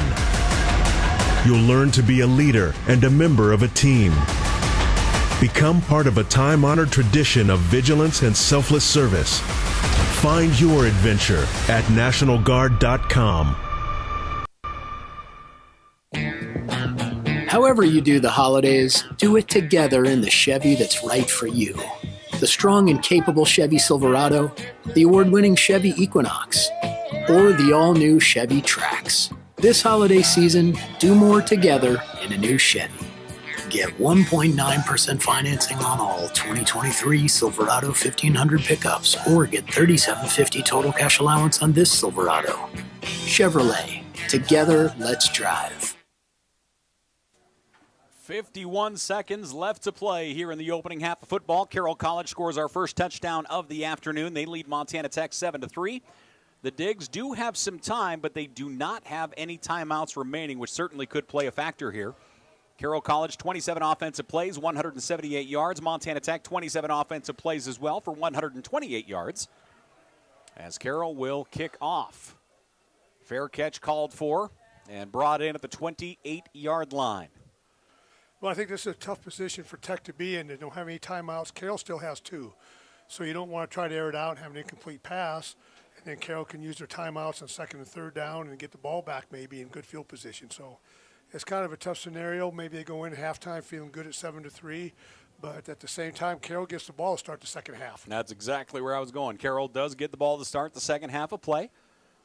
So we'll see what Montana Tech does bring out here. Again, 51 seconds remaining. Ball at the 30-yard line.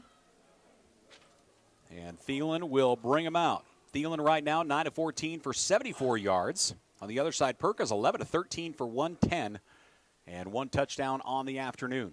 Thielen has Winterburn in the backfield. And a delay of game is going to be called against Montana Tech. A delay of game after coming off the sideline. Yeah, you should have a play called already, get lined up, and get ready to go. So what was 1st and 10, now 1st and 15. Thielen has Winterburn in the backfield. 2 receivers on each side. Carroll presents a 3-man front. We haven't seen that a whole lot here today. They'll rush 3. Handoff will go to Winterburn through the middle. Winterburn out to the 35-yard line. That'll get the penalty yards plus 5 back. Bring up 2nd and 5 here for Montana Tech's offense. They're going up to a hurry-up offense, so maybe they're going to try to see what they can do on these early downs. Thielen quickly gets the snap, looking left. Checks it off here to the right side. Pass is complete. Torgerson goes up to get it. That's going to be first down yardage as Levi Torgerson will go up and get that one. Of course, Levi came to Montana Tech as a basketball player and played football this year with the injury to his brother. Thielen spikes it. That'll bring up 2nd and 10 with 29 seconds remaining. We see that a lot in Montana with these kids that are multi-sport athletes. Yeah. And that's, I always thought, especially in the smaller schools, the sport they're probably least attuned to is football because they don't play many games, but they're playing basketball year-round. They're running track, baseball. And if you can get them to come out in football, they got a high ceiling. 2nd down and 10 here for the Digs. Thielen has Winterburn in the backfield with him again. 2 receivers each way. Carroll showing pressure. They'll only bring 3. Thielen steps up in the pocket, looking downfield. Pass is intercepted at the 41-yard line. Carroll College will get the pick as with the interception is Larson. Elijah Larson, the sophomore out of Sandpoint, will get the interception, the 2nd turnover of the day. And Carroll College with 2 timeouts will have 22 seconds left to work here in the first half. Well, you can see what Blake was trying to do. He saw a receiver on the sidelines. He's trying to get it over the defensive back's head. Didn't get quite there because he was hoping to get the clock stopped, and the guy stepped out of bounds at about the 45-yard line. 1st and 10 here for the Saints. Again, with 2 timeouts, certainly changes your play calls here. I think I'd take a shot.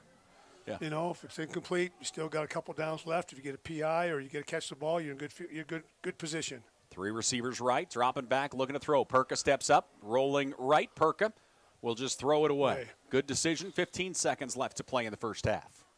Didn't like what he saw downfield and decided just to get rid of it, stop the clock. Well, both defenses. The play before, Carroll College was in a 3-man rush with dropping 8. Tech did the same thing there, playing a little bit more of a prevent, not wanting to get anything behind them. And they don't want to give Berger a chance for a long field goal before the half. Perka, 11 of 13 for 110 yards here today. Been extremely efficient. 3 receivers right, 1 here at the bottom. Montana Tech brings 4 to the defensive front. And they'll rush 4. Perka, quick delivery, slant route through the middle to the tight end. That's complete across the 40 to the 39-yard line. With the reception is Ochoa once again. That's going to move the chains for the Saints. So Ochoa will get it down to the Digger 40 with 10 seconds. Walk us through this. You have a timeout remaining. What are you looking to get accomplished here with 10 seconds? Because obviously you don't want to leave with a goose egg. How are you working the clock here? Well, you probably only have time for 2 plays, and one's going to be a field goal. So I try to maybe throw the ball. You can throw it in the middle of the field or on a hash mark because you got a timeout left. Maybe throw it in the middle of the field, get 10 to 12 yards, call a timeout with maybe 1 or 2 seconds left and try a field goal attempt. Again, Berger's got a strong leg. He's kicked over 40 yards a couple times this year. So it's a good offensive situation for Carroll to be in at this time on the 40-yard line. And that was my next question. What do you think Berger's ceiling is at? Do you think we're looking at like the 25 to 30 is kind of in that vicinity? Yeah, I think he can kick a 40-yarder down here with no wind. So if they get the ball to the 30, 10 more yards, they're going to have plenty of time to call a timeout, and they won't use a lot of clock left. Yeah, you mentioned no wind. I was surprised driving up here this morning. It was awfully windy from the mining city to here. Was and it? When I pull in, there's no wind and just a gorgeous day. Yeah, no, we've been lucky that I woke up this morning and went and met one of my former players, Nick Graff, and his son, who's up here on a recruiting trip out of Colorado, and met them for breakfast at the Early Bird Cafe, and it was like, gosh, I'm walking out, and I didn't have to wear a jacket this morning. Yeah. 1st down and 10 here for the Saints. I missed the call for breakfast. I must have been away from my phone. Out of the shotgun, Perka. 2 receivers to his left, 1 right. Montana Tech will rush 3. Perka Looking left, There airs it up through the middle. That one is going to fall incomplete. Yeah, they ran 2 dig routes with 82 and number 4 coming in the middle, try to get down. They both ran to about the 25-yard line, which would have been great in terms of the field goal attempt. Matt Whitcomb all over Ochoa that time. That'll bring up 2nd and 10 here with 5 seconds remaining. Boy, now this is interesting because you can certainly get a play in and try and get it down quickly, or you're looking to the end zone here with 5 seconds. That time is not your friend right now. Yeah, they could be trying for a Hail Mary play. They got 3 receivers to the right. Tech's only got 1 deep. I think I'd put another guy deep back there just to make sure you don't get a tip ball. Perka stands. He gets hit as he lets go. That one into the end zone, and it is batted around, and Montana Tech will get the interception in the end zone. So that one is picked off. And down the sidelines, they got the pitch, but they will whistle it down. So that is going to do it for the first half. Carroll College leading 7-3. Frontier Conference, final week. Thanks for joining us. We have a lot to talk about at the half, ladies and gentlemen. We're back to Nelson after this. At Rocky Mountain Credit Union, we call this community home, just like you. That's why we take a locally focused approach for our members. Your financial success is our primary goal. Whether you're refinancing your home, Buying a car, Starting a business, or just need help with a checking or savings account, we'll give you the financial tools you need to grow. At Rocky Mountain Credit Union, we're here for all life's events, big and small. stop by your local branch or visit rmcu.net to learn more. A1 Rentals, locally owned and operated, has been serving Helena since 1959. We offer rental items for the do-it-yourselfer to major construction companies, backhoes, floor care, lawn equipment, automotive, concrete work, generators, heaters, electrical, drywall, and more. We can help with any job, no matter how big or small. And we still have concession machines for your next party. A1 Rentals on Cedar Street in Helena. We get it. Money is tight, and it's getting even tighter these days. And when you're making a large purchase like new tires, we also understand that you want the best price available. Which is why Point S Tire and Auto Service will meet or beat the best price you can find on the same or comparable tires of your choice. Pair that with the best tire warranty in the business, and you'll have the best deal around. Only at Point S Tire and Auto Service, keeping you safe 1 tire at a time. Hey, welcome back here once again to Nelson Stadium. The sun just powering in here. Charlie, you've done a wonderful job getting the weather to cooperate here in November. Beautiful day, 55 degrees, just a light breeze, and a full crowd in Nelson Stadium. Yeah, this is a gorgeous day. Senior Day, Veterans Day. Again, thank you to all our veterans that are joining us on the stream on TV as well. We are at the half of what is always a great game. Montana Tech, Carroll College, always a tremendous battle. We might be playing our final game on natural grass here at Nelson. Yeah, we don't know. The winner of this game will likely have a playoff spot. Yep. We feel if we're in a position, if we win, we potentially could host a week from this Saturday. Okay. So we don't want to bring the Bulldozers in just yet. But, yeah, it's very exciting that we are moving forward with the Nelson Stadium Enhancement Project and getting a synthetic surface in here, doing a little bit of landscaping, and getting lights. There you go. It's going to be exciting to get lights in and, like I say, get down on the turf and get ready to roll. It's certainly something that has been hinted at and talked about an awful long time here at Nelson, and it'll be good to see it down. We're very proud of this facility. It's a great venue in which to watch a football game. It's just we don't get to use it very much. Yeah. You know, it gets used about 18 times a year between soccer and football and a couple graduations. And so we feel like we want to share this space with a lot more people, with the community of Helena, with the state of Montana, and even enhance some of our programming. So it's really going to be exciting next spring when we break ground, when we get the turf in and are ready to go next fall. And it does change a lot. I mean, with the turf down, we obviously know how winters normally are in Montana. By the time we get to November, normally this is frozen solid. All natural grass fields are frozen solid normally in October, November.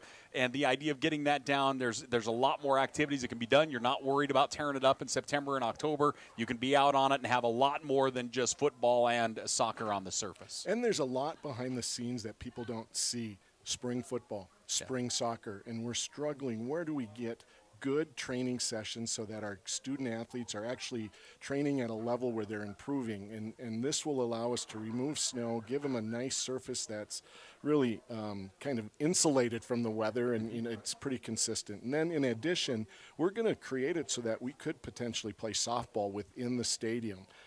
There are times where the Cascade Conference schedules games for us in late February. So this will be a venue where, you know what, if we get the snow off of it, we'll be able to fit a softball game on the space. Outstanding. That's great to know. And let's talk about, we talk about the Cascade, but let's talk about the Frontier Conference. Arizona Christian joining us as an associate member for football this year. The Firestorm not having the season they would like, I assume, but the other side of that is that they're not far from competing and making big impacts in this Frontier Conference.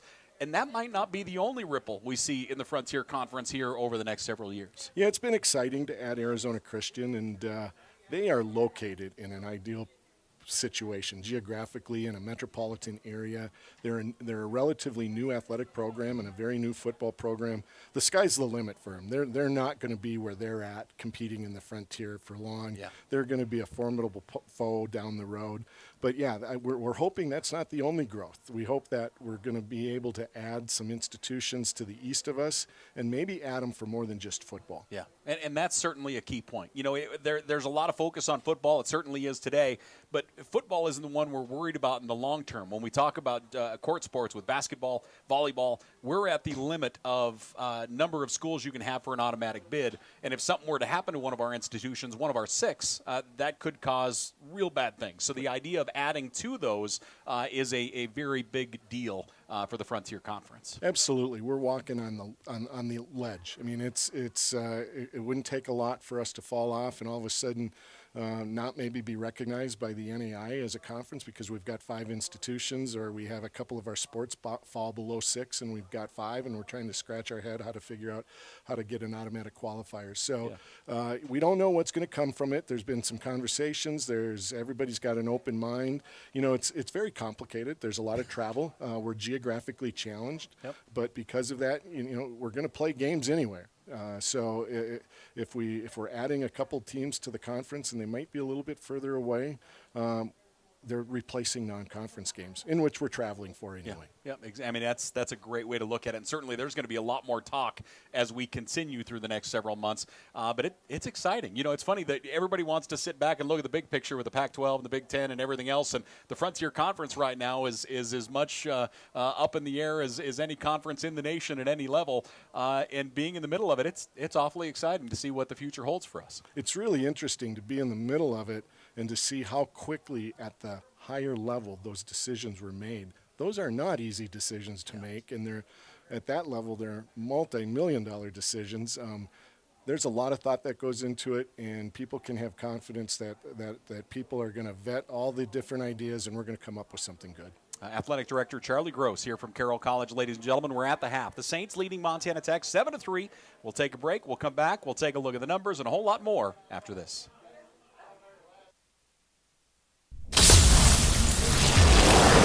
So many flavors of dew. I am thirsty. I must get the dew. Cut! He's hypnotized again! Do the dew. We are driven by an unquenchable desire for knowledge, for the truth that lay just outside our grasps. We are meant for more, made for more. We are unwilling to ignore that which calls to us, that which will transform us. With joy and curiosity, we will boldly find our path in a world of unknowns. At Carroll College, we are here for the adventure. Montana, a place of rugged beauty, hardworking people, and endless opportunities. And for over 100 years, Opportunity Bank has been here. As a Montana bank with a legacy of stability and service, we understand what it takes to build a future in this place you call home. So if you're looking for a bank that's as Montana as you are, come to Opportunity Bank of Montana. Of Montana, by Montanans since 1922. Member FDIC. It's fourth down, seconds on the clock. He hands it off, finds a hole in the middle. Clear, nothing but incredible. A touchdown for the win. I can't believe it. Pizza, better with Pepsi. College leading 7-3 after the first half. Coach Mike Van Dies, Paul Panisco here on a gorgeous Saturday afternoon. Coach, give us your take of the opening 30. Well, as a defensive coach, I love seeing these slow scoring games. You know, there's not much action, no big plays really. Certainly was hurt both teams with penalties and turnovers. Yeah. Penalties hurt Tech on the first drive where they took the ball, ran it down, backed them up with a holding call, and then the 2 turnovers by Tech late in the game, late in the second half, second quarter, really hurt them in terms of them driving the football. Both quarterbacks, like we said earlier, plenty of time to throw the football, not much pressure. A lot of receivers open over the middle of the field. Well, let's talk about the numbers here real quickly. If you have anything to interject, I urge you to do so, my friend. Both teams have run 31 offensive plays. Wow. That's kind of nuts. 31 plays for Carroll College, 195 yards on the day thus far. Jack Perka is 12 of 17, 127 yards, 1 touchdown. He does have an interception, but that came on the Hail Mary to end the first half. Perka is actually their leading rusher as well. 4 carries, 36 yards. Kraft, 7 carries for 25, and Ben, 2 carries for 6. If you're Montana Tech game plan, you have to be real happy with those rushing numbers because they have given up yards on the ground this year, and they've done a really nice job against Carroll College's rushing game thus far. Well, Duncan Kraft's a very good runner between the tackles, and he's always going to get extra yards. He's about 210 pounds now. He's really developed in a frontline player for Carroll College over the last couple of years. As we take a look at the receivers for Carroll, Akulshin has 4 catches for 48 yards. Rothi has 2 for 32, and Ochoa at tight end, 2 catches for 23 yards. Again, Carroll College, 31 plays, 195 yards. We're going to get our Mountain Dew do-over. We'll get the rundown here. Let's take a look at the first half here again, brought to us by Mountain Dew.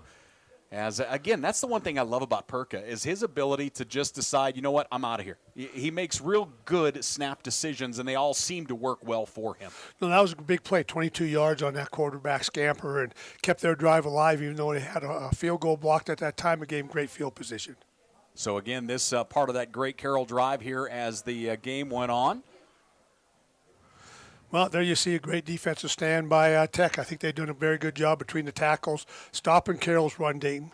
And they've had to rely on the passing game maybe a little bit more with Perka. And that looked like a series that was going to go well, and that was the first turnover for Montana Tech as the fumble got knocked away. Carroll College was able to get that football back and get points out of it, which was certainly a big deal in that first half. Well, especially after they had a penalty down in the red zone. Yeah. It pushed them back, and then I thought the coaches did a great job putting those 3 receivers to the right side of the formation, and 17 did a great job on the corner route, and the ball very well thrown over the corners route and inside the safety. You know, that's one of those I think a lot of people think is a real easy pitch and catch, and it couldn't be more. It couldn't be farther from the truth. Well, it's hard to put touch on the ball, and you're running out of real estate there at the end of the end zone. You don't want to throw it out of bounds. So as we continue the Mountain Dew do-over here, thanks for joining us on a Saturday afternoon. As again, Perka, look at the time. You know, both quarterbacks really had all day to take a look. Yeah, the pass rush hasn't been a factor in this game, and they both, Perka's thrown the ball 17 times. He's been pressured a couple times, but not much. On the other side of it, I don't think Thielen's been pressured. He scrambled one time for a first down. Let's take a look at the numbers real quickly for Montana Tech. 31 offensive plays, 146 yards so far on the day. Individually, Thielen is 10 of 17. He has 82 yards, 1 interception thus far. Lander Smith, 9 carries for 40 yards, and the big one there is we didn't expect him to play. Blake Thielen himself, 3 carries for 12 yards. Winterburn has 1 for 10. Logan Kennedy at tight end, 3 catches, 30 yards. Kyle Torgerson, 1 catch for 16. Mark Estes has 2 catches for 15 yards on the day for Montana Tech. So, again, numbers real comparable, honestly, through the first 30 minutes of play. Well, a surprising stat, or not a stat that I'm looking at, is Wyatt Alexander. The ball hasn't gotten in his hands. They're not utilizing him. 1 deep shot. And I know they've got Levi back, but at the same time, Alexander, I know in the first game, burned Carroll College for a 60-yard pass late in the fourth quarter. There you go. We'll see if we get him active a little bit more as this one continues. We're at the half. Carroll College leading 7-3. We're back to Nelson in just a moment. We get it. Money is tight, and it's getting even tighter these days.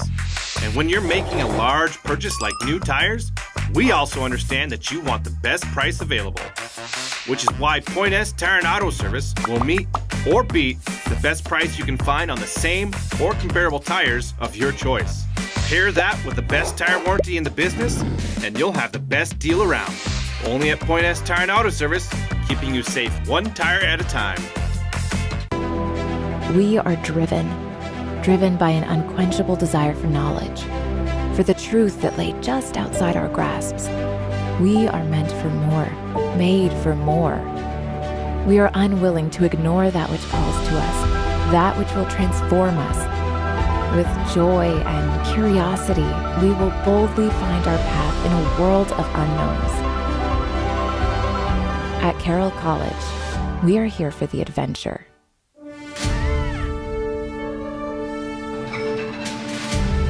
Discover the difference a family-owned Montana bank can make for you and your business. Stockman Bank is focused only on Montana, no place else. So you come first with us. Visit your neighborhood Stockman Bank to say hello and let us earn your trust and your business. Stockman Bank, Montana's brand of banking. Hey, welcome back here once again as we are at the half. Our game of the week brought to us by Montana Chevy Dealers. Carroll College leading 7-3 on this Veterans Day. Again, to all veterans watching and joining us today, thank you. What you have sacrificed for our freedoms, we can never pay you back.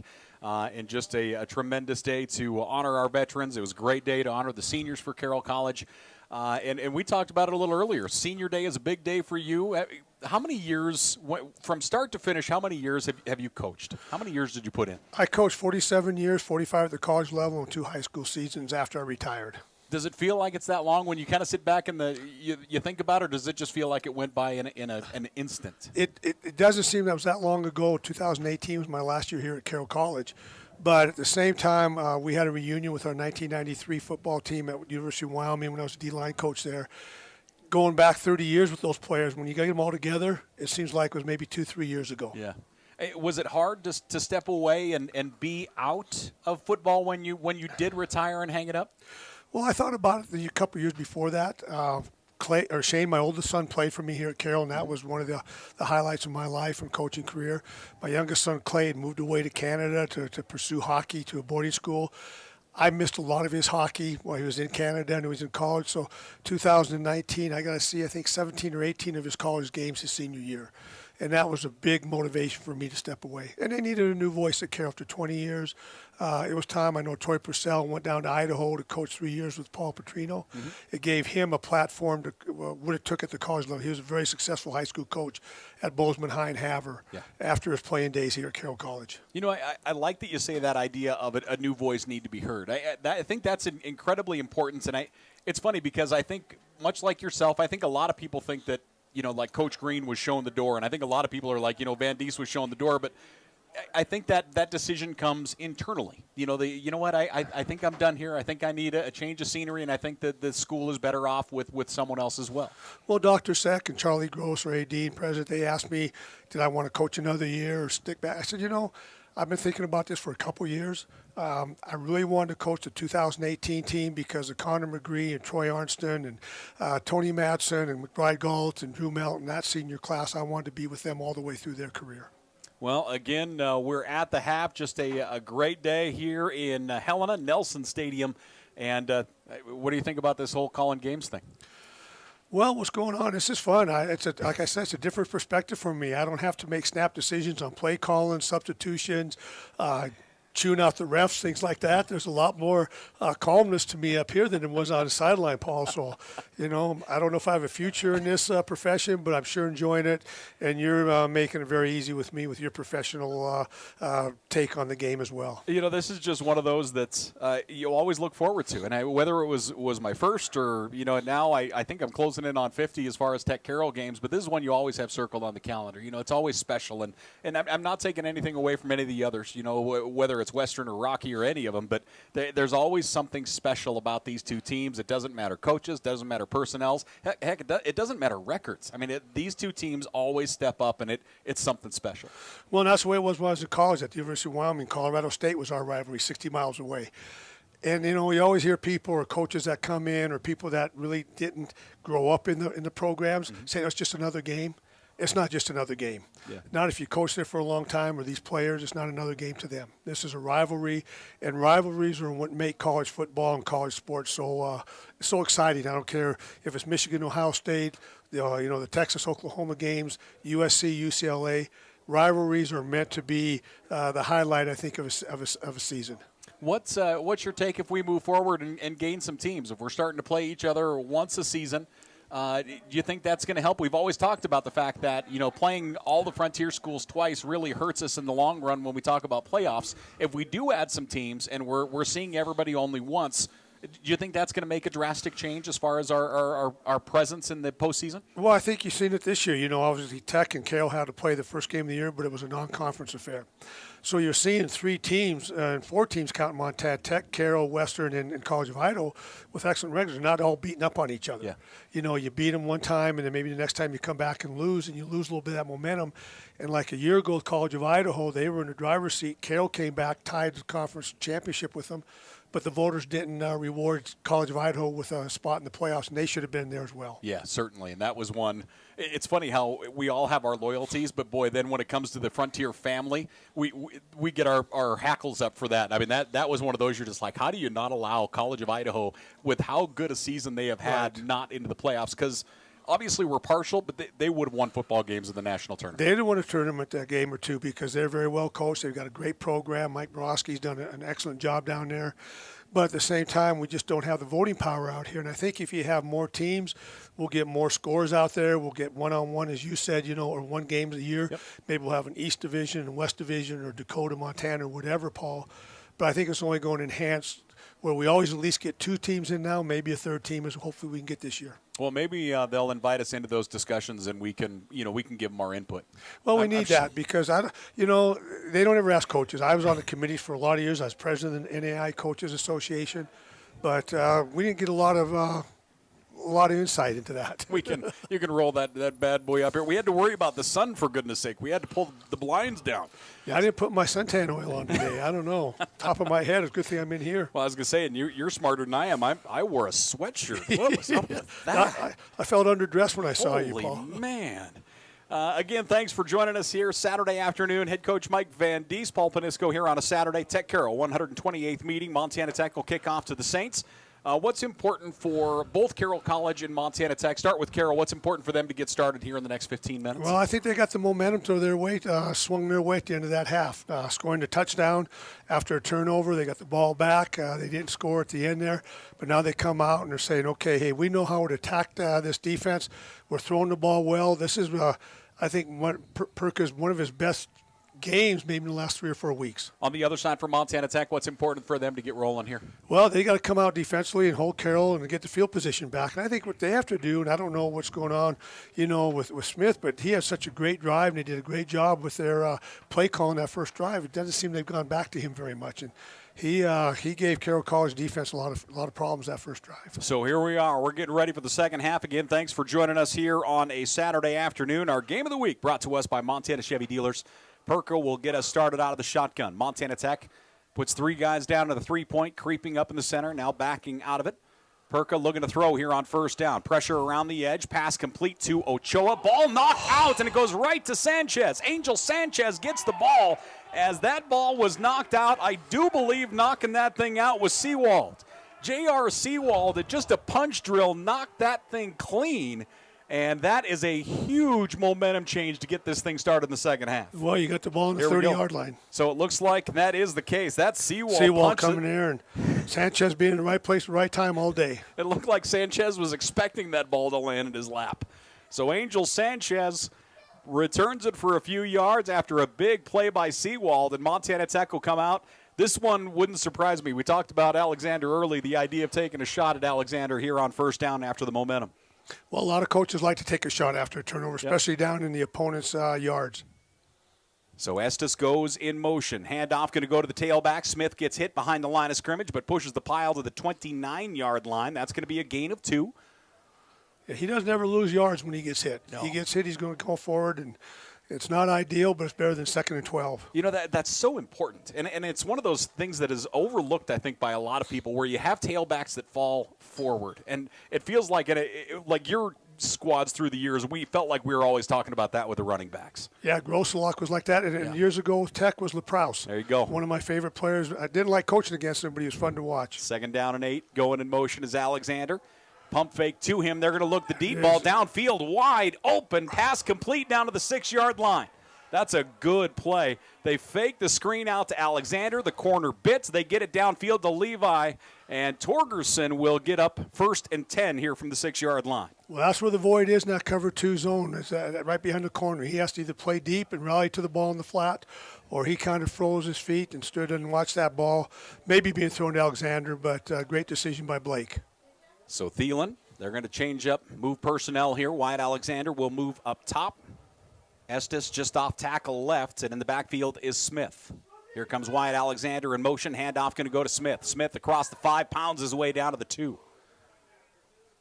I would love – we just need to sit down and talk about favorite players one. I mean, that would be so much fun getting a round table of talk, because I think of guys, like I say, Grosselak is there. I think of, like Damaris. I think of Travis Salter from Rocky Mountain College. Salter's one of my favorite people just in general. And I've never met him, but calling his games was just a pleasure. And I think about the battles that he and Jay LaProuse had through the years, and that's some tremendous football. A lot of good football players in this conference over the years. 2nd down and goal from the 2. Handoff going to go again to Smith, and Landers Smith is into the end zone for the touchdown. Montana Tech will grab the lead. Great cutback. It was inside zone to the left. It was a zone read, handed off. He saw that was bottled up, and he's done that a couple of times a day, Paul, especially in that first drive, cutting it back, and 2 or 3 yards there got him in the end zone. Boy, a big turnover here.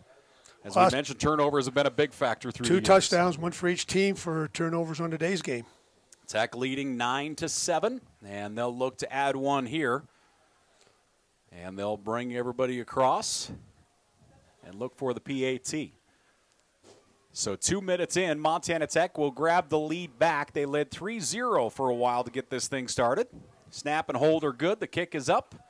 Looks good, and it is good. Montana Tech leading 10-7, just underway here in the 3rd quarter. The Saints will get it back right after this.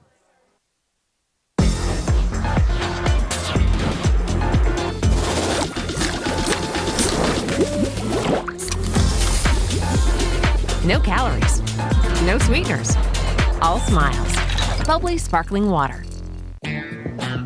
However you do the holidays, do it together in the Chevy that's right for you. The strong and capable Chevy Silverado, the award-winning Chevy Equinox, or the all-new Chevy Trax. This holiday season, do more together in a new Chevy. Get 1.9% financing on all 2023 Silverado 1500 pickups, or get $3,750 total cash allowance on this Silverado. Chevrolet. Together, let's drive.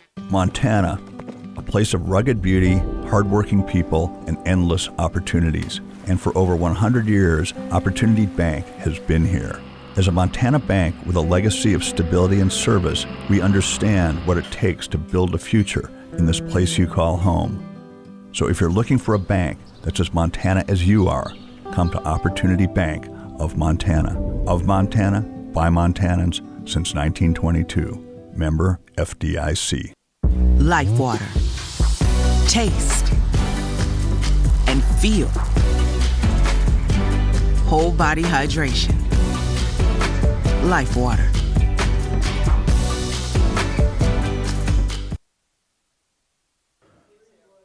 Hey, we welcome you back here once again to Nelson Stadium. We mentioned the lack of wind earlier. It is starting to pick up as I look at the flags here around the field this afternoon.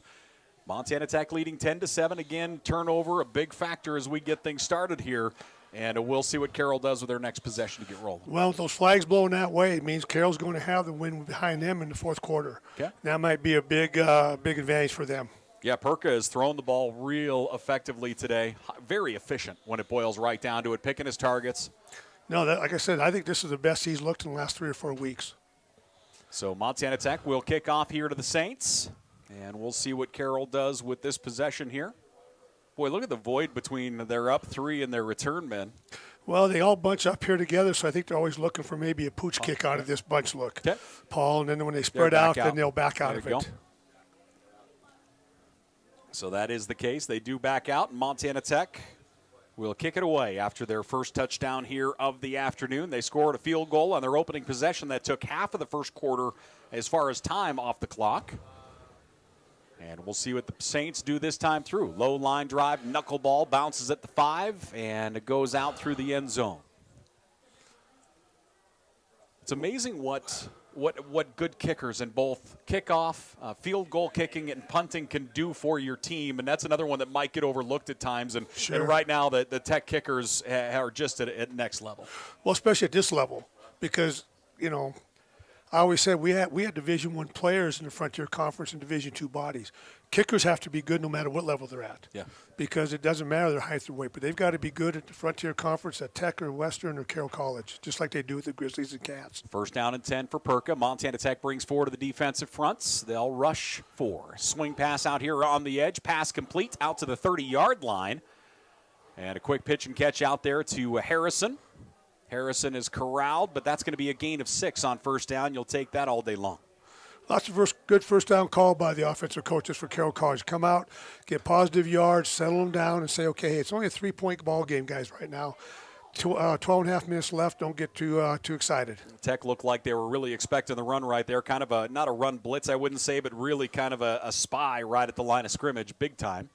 Second down and 4. One back, trips receivers left. Pressure coming, handoff to the tailback. Kraft gets through the first level. And he'll pick up 1, nearly 2. Boy, it looked like he was going to have first down yardage plus a whole lot more. And coming up making the stop for Montana Tech is Cade Wilcox. Well, that seems like a play Cormac Ben would have been good at, that outside zone sprint and play. And they brought a receiver back in at a 3-by-1 set and come back in and crack an inside backer. But now still third and short, so it's a good positive gain for Carroll on that down, even though it was only 2 yards. They've been good on third down so far today. Slot in motion, stops. Pressure coming. Quarterback's going to keep it himself, and he's into the second level plus some. 45-50 down to the Montana Tech 43-yard line. Boy, when he has called his number today, it has been real effective for Perka. Well, that was the same play they ran on third and short in the first quarter. That's it. Quarterback keep off of Carroll's left side, and Tech just doesn't have an extra player in there to play off the blocker. I say they really like to have that lead blocker out in front, and once he gets through that first level, he is just off to the races. Nope, great play call and a great play by Jack. So that will bring up a fresh set of downs here for the Saints in the Montana Tech side of the field at the 44-yard line. Real heavy formation at the line of scrimmage. Perka fakes the handoff, stepping back, looking to throw. Backside wide open, great catch. Great catch by Kraft. That's a big-time play by Duncan Kraft. That's complete down to the Montana Tech 32-yard line. A gain of 11, and that will move the chains. That's a long throw across the field and a wonderful catch by Kraft. Both teams have been doing that with their running backs, putting them out on what we call a wheel route out of the backfield. This time the Tech linebacker didn't get out there in time, and great catch. Perka is 14 of 19 for 140 yards on the day. First down and 10 for Carroll College. One back. And the handoff going to go to the back. Tuggle across the 30. And they'll push him down near the 26-yard line. It's going to be a gain of 6 here for the Saints. Boy, it looked like he might get shut down pretty early. And he's going to call his own number and come out there. New running back coming in. Actually, it's Tuggle who came in, excuse me. Yeah, there you go. So it's Lehman who was 26 was the ball carrier. So Lehman comes to the sideline. Tuggle now checks in. Second down and 4 officially. All day to throw here. Perka drops it off across the middle, hits his tight end Ochoa inside the 20-15 down to the 14-yard line. So Ochoa gets another reception. That is catch number 4 on the day. He's up over 40 yards receiving. And they're inside the red zone again. They have one touchdown in the red zone today. Yeah, that second level right there where the linebackers are supposed to be. They're stepping up, I don't know, for the run fake. That's been open all day for Ochoa, and crossing routes even by 17 coming across. Both teams feel like really getting the rubber on the road on the offensive side of the field right now. We'll see if that continues. We have a break. We're back after this. Life water. Taste. And feel. Whole body hydration. Life water.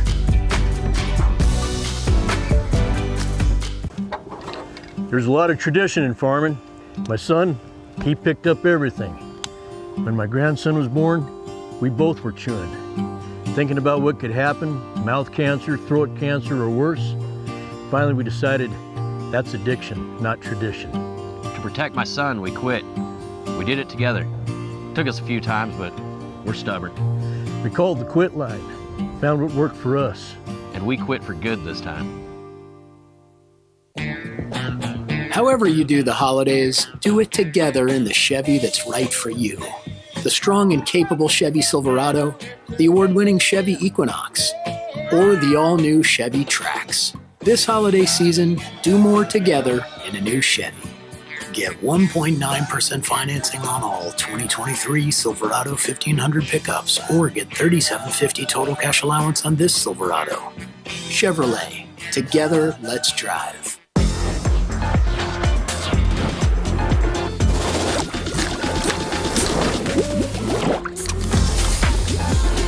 No calories, no sweeteners, all smiles. Bubbly sparkling water. 9:39 left to play here in this third quarter. A whole lot of action to start this quarter out. Montana Tech leading 10-7. Carroll College knocking on the door. 1st and 10 from the 14-yard line. They're 1 for 4 in the red zone today. And quickly to the line of scrimmage. Tight formation. Perka, play action. They're going to swing the pass, and that's a quick catch right there just outside the 7-yard line, it looks like. Is coming up with that one's going to be Jaden Harrison. That was a quick reaction. Nice catch by that young man. Yeah, I don't even think he expected that. I think they were looking for the guy in the flat. Yeah. And Perka saw that he was open, so he just dumped it to him real quick. A gain of 6 quickly brings up 2nd and 4 here for the Saints. They can get the first down just inside the 5. It doesn't look like it's quite to the 4.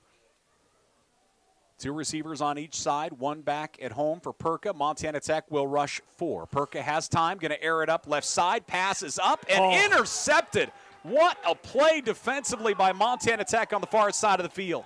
That was a big-time play to get his head turned around. I thought the receiver had him beat, and he just couldn't catch it with his hands. He let it bounce off his chest. Cade Wilcox with a defensive play as we take a look at the Pepsi replay.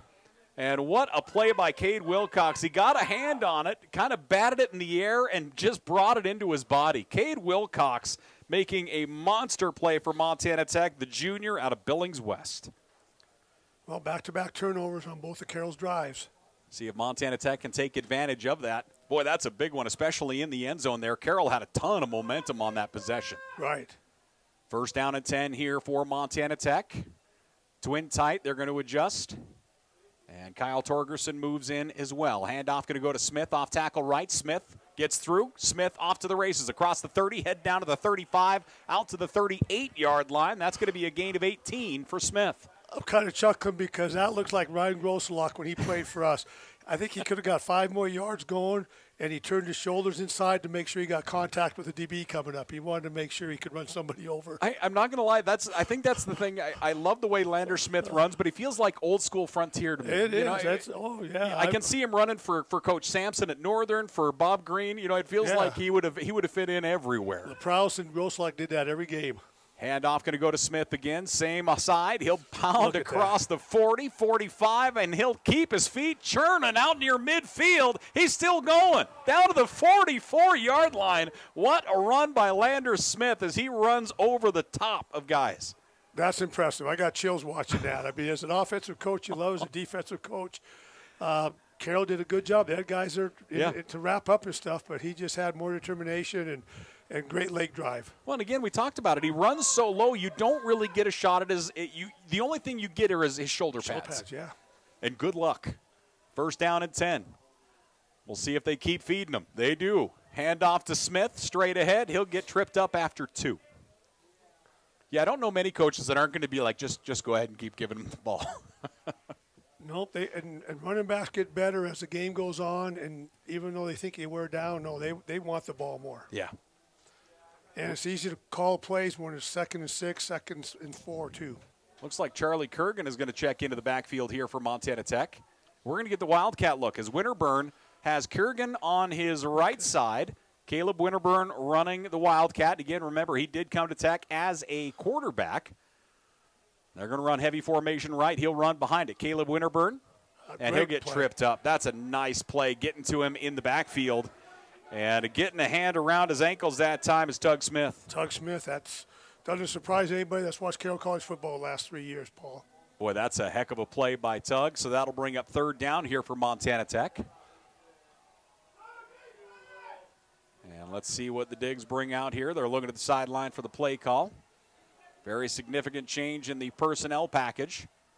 I've been impressed by both offensive fronts today. Who would you say is winning the battle in the trenches right now? Well, both offensive lines. Truly. Both offensive lines. Protection is how it turns the run game. So here we go. 3rd down and 7 here for Montana Tech. 2 receivers on each side. As Blake Thielen out of the shotgun. Thielen 11 of 18 for 106 yards on the day. He'll drop pressure coming. Pass. He gets rid of it. Levi Torgerson will get the catch. He's going to be about a yard shy of the marker. Boy, that was quick. I think they might give him forward motion. Oh, wow. The linesman on our side of the field was much better than the far side. Blake Thielen took a hit, but he was able to get rid of that football. Yeah, Tucker Jones, that was a great blitz by Coach Bandelow from Carroll. Nobody picked him up, comes through the middle. The running back was out of there, and it was a great hit just a second late. They brought the house. They brought the neighborhood. They brought the community, man. They sold the farm on that one, and Thielen was able to get rid of it. No, it was tough standing in there and taking that hit knowing you're going to get laid to the ground. Yeah, no way. I mean, that's a tough deal right there. 1st down and 10, Montana Tech. Ball at the Carroll College 35-yard line. Good drive here. Great 3rd quarter thus far. Thielen can air it up right side. Pass complete to Wyatt Alexander, and he'll get drugged down. That's a nice tackle. Boy, getting a handful of Wyatt Alexander that time and dragging him down was Sylvester. Was it 32 or am I wrong there for a moment? 22. Oh, was it 22? 22. So my apologies. That's going to be Gale as Gunner grabbed him. Yeah, it's a big open field tackle because if he broke that loose, he had 4 or 5 more yards to get the 1st down. 2nd and 5 here for the Digs. 2 backs. And the handoff will go to Smith. He'll get hit, and he'll go down at the line of scrimmage. Great job by the defense. Forrest Serrero was there, got off the block, shed the block, and then Tucker Jones comes and cleans up. Boy, and he had a lot of white blockers out in front of him, and just a sea of purple got there. That was a great defensive play, getting down the line of scrimmage and shutting him down. 3rd down here for the Digs. Take a look here. Montana Tech. See if I can give you a number on 3rd downs here today. Looks like Tech today is 4 of 7 on 3rd downs. And we'll see what happens on this one. 3rd down and 6 at the Carroll College 32-yard line. Estes in motion. He'll stop just outside the tackle. He'll get it. And he'll turn it upfield through the middle. Great spin move, Mark Estes. 15-10. Estes at the 5. Touchdown, Mark Estes and Montana Tech. He's hard to catch. He's got a lot of speed. He was like that in high school, and he's a big-time player. 32 yards for Mark Estes, a young man that, like most people in the Frontier Conference, he has battled injury in a big way, playing without an ACL, and he rolls it in for 32. You love guys like that. They love the game so much. Come back off of serious injuries like that and still want to play. Back-to-back years, he's blown his ACL in the spring game, in the fall scrimmage. Fall scrimmage? Oh. Your heart breaks for guys, and obviously, every year there's those stories. Well, it's the one thing about coaching that really breaks my heart is injuries. Yeah. Kicking unit is in for the PAT, and that one gets partially tipped, and it gets through. 17-7. Montana Tech scores again off a turnover. And we'll take a break. We're back here to Nelson Stadium. The Digs up by 10. We are driven by an unquenchable desire for knowledge, for the truth that lay just outside our grasps. We are meant for more, made for more. We are unwilling to ignore that which calls to us, that which will transform us. With joy and curiosity, we will boldly find our path in a world of unknowns. At Carroll College, we are here for the adventure. Your estimated wait time is 45 minutes. Are you tired of being on hold? Then don't leave your money with strangers. Call the people you know at Ascent Bank. When you work with us, you work with community members who make time for you. Our goal is to strengthen relationships and give back to our community. We always work to be part of our community. So if that's important to you, don't leave your money with strangers. Call the people you know at Ascent Bank. Ascent Bank, equal housing lender, member FDIC. A1 Rentals, locally owned and operated, has been serving Helena since 1959. We offer rental items for the do-it-yourselfer to major construction companies. Backhoes, floor care, lawn equipment, automotive, concrete work, generators, heaters, electrical, drywall, and more. We can help with any job, no matter how big or small. And we still have concession machines for your next party. A1 Rentals on Cedar Street in Helena. 17-7 our score. Montana Tech with back-to-back touchdowns off of back-to-back turnovers. And the Saints will get the football back here in the third. Well, turnovers are always something that you don't ever game plan for or plan on. Yep. And when you give up a turnover, our philosophy on defense, well, if it's in our zone, let's hold them to a field goal attempt. If we give up a turnover late, let's hold them, force them to punt, get the ball back. So we'll see what kind of reaction we get here. You mentioned that Carroll had a ton of the momentum starting the third quarter. Montana Tech has grabbed that, put it in their own back pocket, and we'll see what Carroll is able to do with this offensive possession. Again, they have moved the ball well. I mean, I like the game plan Perka has put together. I think Tech has done a great job against the run, but Perka, with his feet, with his vision, has found open receivers and really made things work for the Carroll offense. Well, he's done a great job finding the tight end, Ochoa, for Carroll. They moved the ball, and Jack Perka has been the difference for the Carroll offense today. Blake Thielen, 14-21 for 149 yards on the day. Perka, as we mentioned, 17-23 for 169. And the kickoff, this one will go out the back of the end zone. So Carroll College will get the touchback and bring the offense back out here. Let's take a look at the team numbers here for the Saints as of right now. Carroll College has run 40 offensive plays for 268 total yards. They're averaging 6.7 yards a play. They're 3 of 5 on third down so far today. Those are good numbers. Yeah, truly. And again, those are good numbers. You look at Perka, 17-23 for 169. He has one touchdown. He does have two interceptions, excuse me. He is the leading rusher as well. 5 carries, 59 yards for Perka. Kraft has 8 carries for 27. And receiving-wise, Akulshin has 4 catches, and Ochoa with 4 catches on the day for the Saints. This is unusual. Penalty on the kickoff that went out of the end zone. I don't know if there's – I didn't see what happened. I was looking down at some of the numbers of these players. Unsportsmanlike. Thank you. You should be in the booth instead of me. Yeah, geez, we our truck is taking care of us as always. So unsportsmanlike, first down and 10 here for the Saints. Handoff going to go to the tailback. A big gap up the middle across the 30, 35, looking for the sidelines and cut down right at midfield. That's a big-time run by Kraft. He was kind of a non-factor until that right there, and Kraft takes off all the way across midfield. No, he had a great catch on the drive before, and to take that one for 35, 40 yards is a big time to get them out of their hole. So the Saints looking to grab the momentum, keep it with them here. First down and 10 at the Montana Tech 45-yard line. The first big run really by a running back for Carroll here this afternoon. We'll see if they stick with it. 3 receivers, 1 back. Tech, 3-man fronts. Boy, playing off quite a ways at corner on each side. Big cushions. Yeah, especially the number 2 receiver. I guess he's coming down, but handoff up the middle and just shut down. Yep, same call as the last big run. Montana Tech there as Nickum is there to make the stop. Charging through the middle. Brings up second down and 10 here for the Saints. Kraft's back in. He's also a good blocker. I think that gets overlooked sometimes. He's a tough kid that does a great job in pass protection, and he catches the ball in the backfield. Yeah, there's more to being a running back than just running the football. You know, I mean, if you're going to want to get a lot of reps, you better be able to block, and hopefully you can catch the football. Second down and 10, split backs. Tech showing pressure again. 3-step drop for Perka. Now he steps back. There he is. And the pass is caught down to the 35-yard line. That should be first down yardage as he hits Harrison. Oh, they're going to say a gain of 9. Second down and 1 here for the Saints. So Harrison pulls the reception in. Second and 1 here for the Saints at the Montana Tech 36-yard line. 2:28 left to play here in the third. Tech leading by 10. We have a lot of football left to be played. Yeah, those in routes have been open all day for Carroll. Tech is playing outside leverage on that. Those guys are just going down, playing a read choice route off of that, and Perkins delivering the ball on time. Third down and 1. They break the huddle, get to the line of scrimmage quickly. Tech has 5 on the defensive front. Here comes pressure. Picked up well. Perka has time, and that one, great defensive play. As getting there at the last second and knocking that one away is going to be Jaden Downs. Boy, that looked like the quick in again. Yep.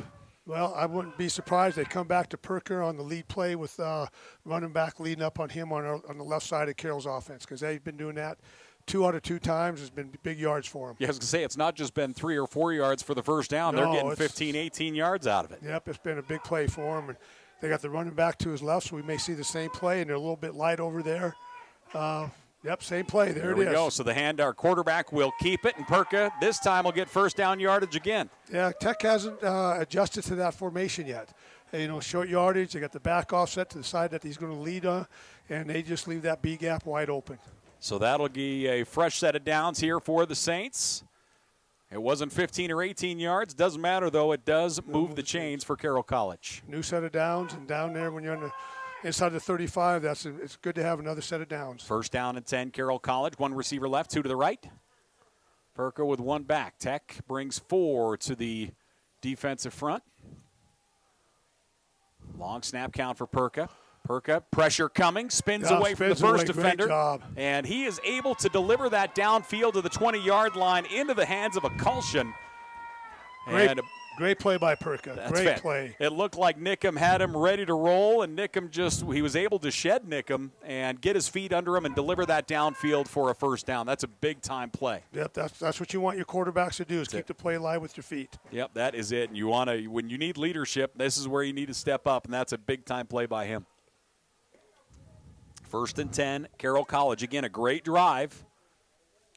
Just outside the red zone. Rolling right. Perka going to throw back. Yep. Pass completes. They get past 1 defender. Yep.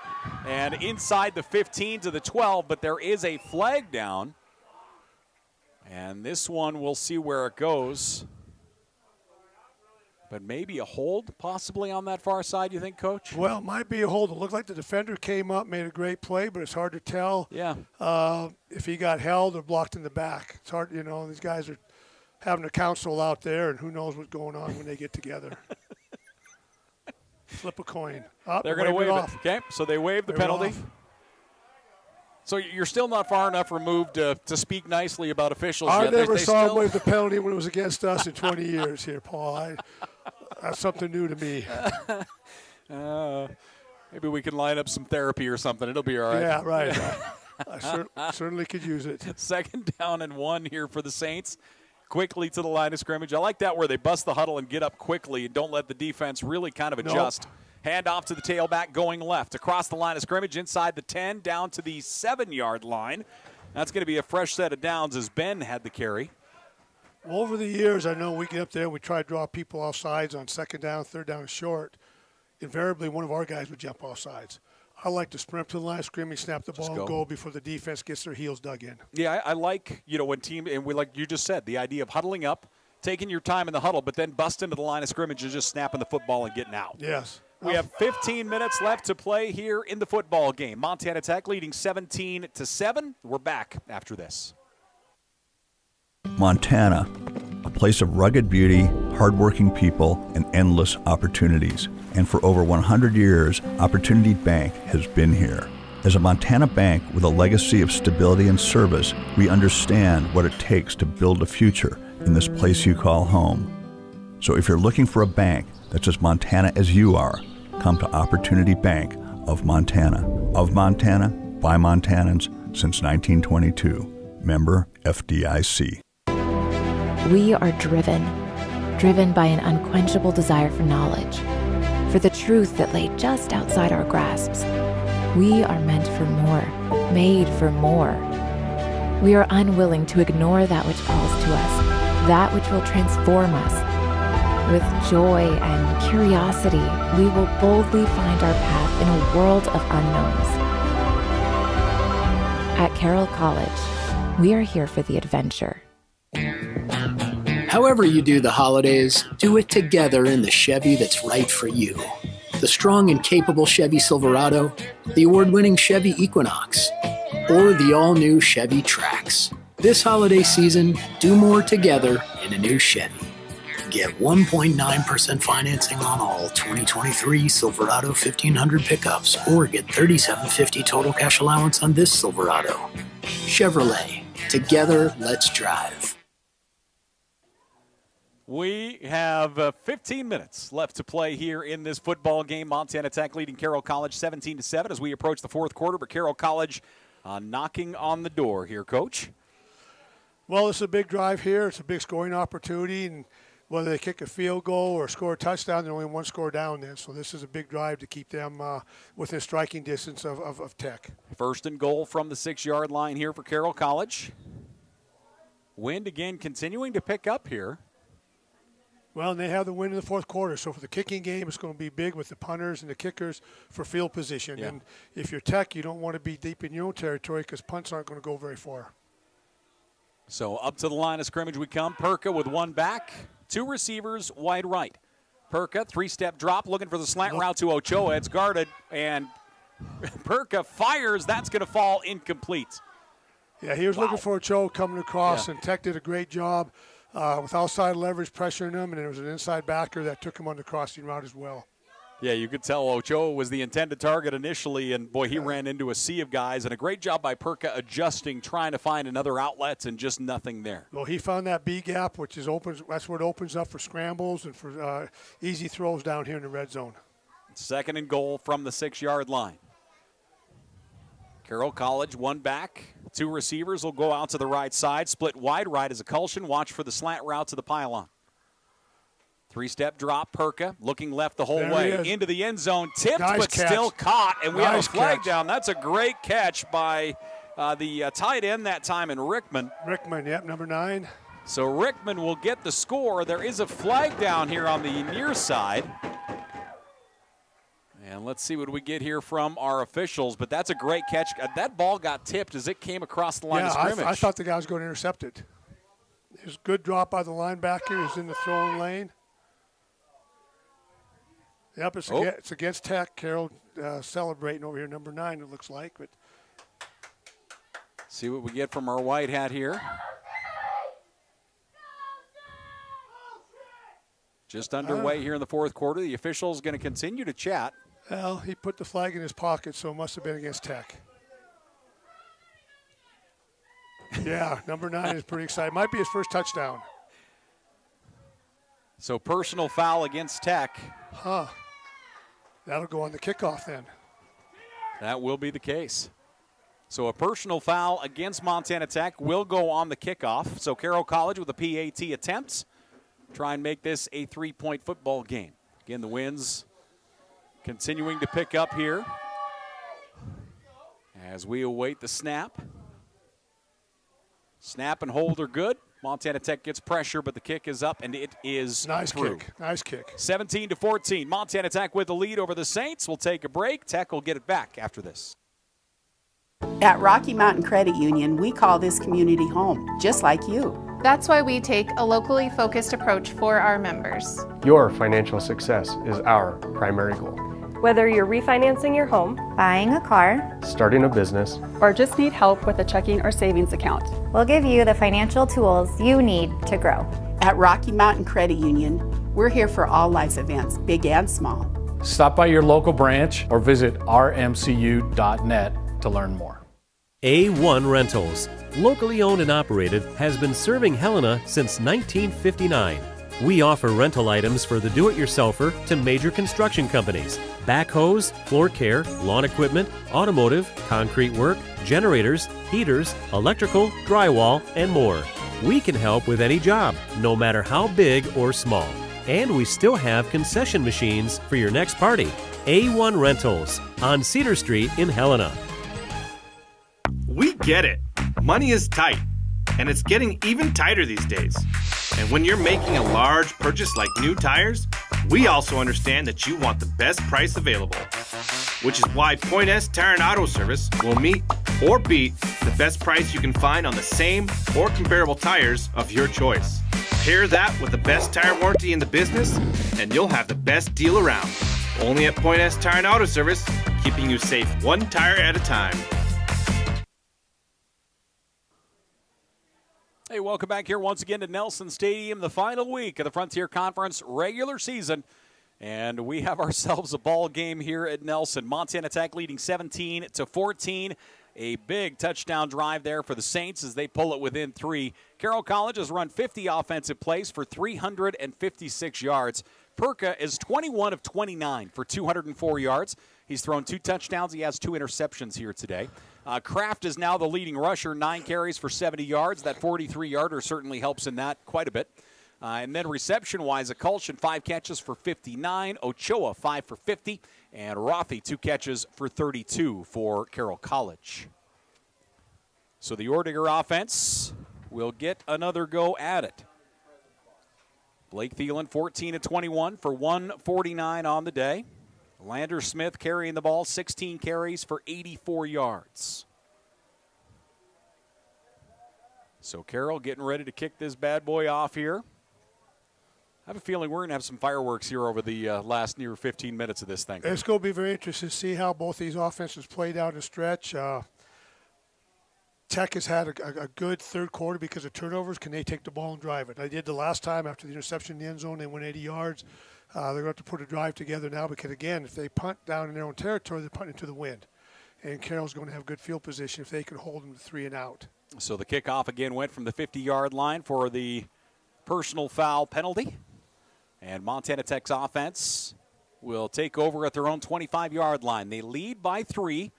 Winds continue to pick up here on a Saturday afternoon. Wyatt Alexander goes in motion. They fake the handoff to him and hand it off to Lander Smith. Smith, great fire, good footwork as he'll get out to the 39.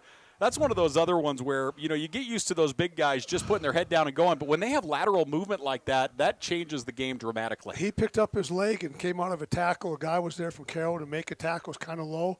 He took his leg right out of it and got an extra 10 yards because of it. 1st and 10 from the 40-yard line for Montana Tech. Lander Smith, 99 yards on the day. He'll stay in the backfield with 2 receivers left. They're going to trade up. They'll move tight ends across. Heavy formation. And Smith will get the carry again. Smith behind his tight end gets hit at the line of scrimmage. He'll fall forward for a gain of 2. Tucker Jones played that well. He stayed inside the block, and when Smith tried to cut it back, he was right there to face him up. Derek Pierce was the tight end out in front of him, and boy, that was just, everything was clogged there. To get anything positive is a nice afternoon. 2nd down and 8 here for Montana Tech. The Digs, number 22 in the country. Carroll College, number 16. 1 back, 4 receivers. Blake Thielen out of Great Falls High looks to the sideline. Thielen, Smith in the backfield. Carroll with the nickel package out, 5 defensive backs. Smith has a lot of running room, gets past the first defender, and he'll pull a couple guys down to the 48-yard line of Carroll. That's going to be a pickup of nearly 10 and move the chains here for Montana Tech. That was all on him. Carroll, I thought, defended very well. They had a guy outside, an linebacker scraping inside, and he just put his shoulder down and gained it all on his own. 1st and 10, Montana Tech at the Carroll 47-yard line. The other part of this that Tech is going to love is they're moving the chains with the football on the ground, so the clock is just running here in the 4th quarter. Yep, coaches love that on defense. 1st down and 10. Montana Tech has not thrown the football in this series yet. They'll bring both tight ends over. Also, Kyle Torgerson will move over. Play action. Thielen looking to throw now. Thielen across his body downfield. That's a nice catch, diving out and pulling in that one for Montana Tech. As Jacob Howell, the redshirt junior tight end out of East Helena, will pull that one in. That's good to see. We've got some guys from East Helena in my own neighborhood out there at Prickly Pear Creek, playing college football. I was going to say, I thought that one might get you going for a minute. Yeah, he probably grew up I grew up on the wrong side of Prickly Pear Creek, but he probably grew up on the west side. I'm not too good at geography about that. Maybe you'll have to teach me about it one day. I know about the tracks in Butte, but I'm unsure about this Prickly Pear situation. 1st down and 10. Kyle Torgerson in motion. Handoff going to go to Smith again, and there's nothing open, but yet he still is able to fall forward for a gain of 1. Clock running here in the 4th quarter. 2nd down and 9 for the Tech offense. Real heavy, tight formation as far as tight ends. Right there, they have 3 different tight ends on the field, and now 2 will go out and bring receivers in. Yeah, they're staying pretty tight. They're not spreading Carroll out, and it's kind of a double-sided sword. You want your blockers in there, but it also brings Carroll's defenders in tighter. That'll bring up 2nd down and 8 here for Montana Tech. 1 back, 2 receivers on the right side of the formation. Lander Smith is set up at H. Handoff, play action. Thielen looking to throw. He's flushed out of the pocket, looking downfield. Now he's going to run. He gets past 1 defender, and he'll go out of bounds near the 30. That's going to be a pickup of nearly 5 and bring up 3rd down and 5 here for the Digs. And this might be two-down territory with somebody like Landers, too. Yeah, that certainly changes your thought process when you've got a guy that is getting at least 2, if not more, every time he touches the football. Well, and it's not with the wind blowing like this. Even if they get 5 or 6 more yards, I don't think it's a good time with the wind situation for a field goal attempt. So 3rd down, and we'll say 5 here for Montana Tech. They'll bring in a little heavy again. Estes on the field, left side. This might be that play to Estes again coming across, although he's on the line of scrimmage. Handoff is going to go to Smith. He'll bounce it back to his right side. He's across the 30 to the 29. So that'll pick up 2. That's a big-time tackle by that corner. That is a nice play here on the near side of the field. Elijah Larson, Sandpoint. Good pickup by Elijah. So 4th down here, the Montana Tech offense staying out there right now. The play clock, they do have time as they continue to look over to the sidelines. They'll change out some personnel, but the offense is staying out there. So Montana Tech's offense will stay out. Charlie Kurgan will come in. He is usually one of our blocking backs, and he'll stay out on that far left side.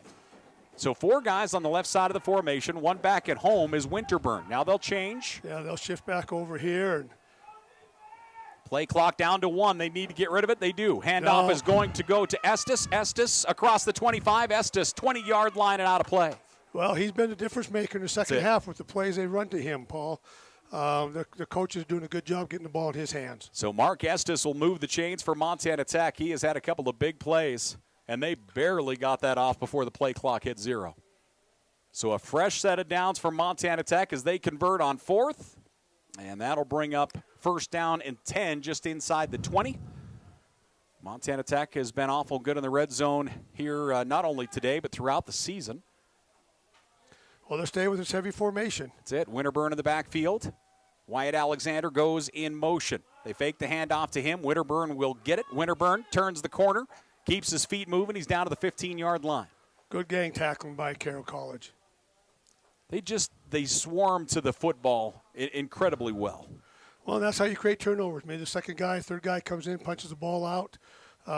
These running backs from Carroll, running backs from Tech, one guy isn't going to bring them down usually.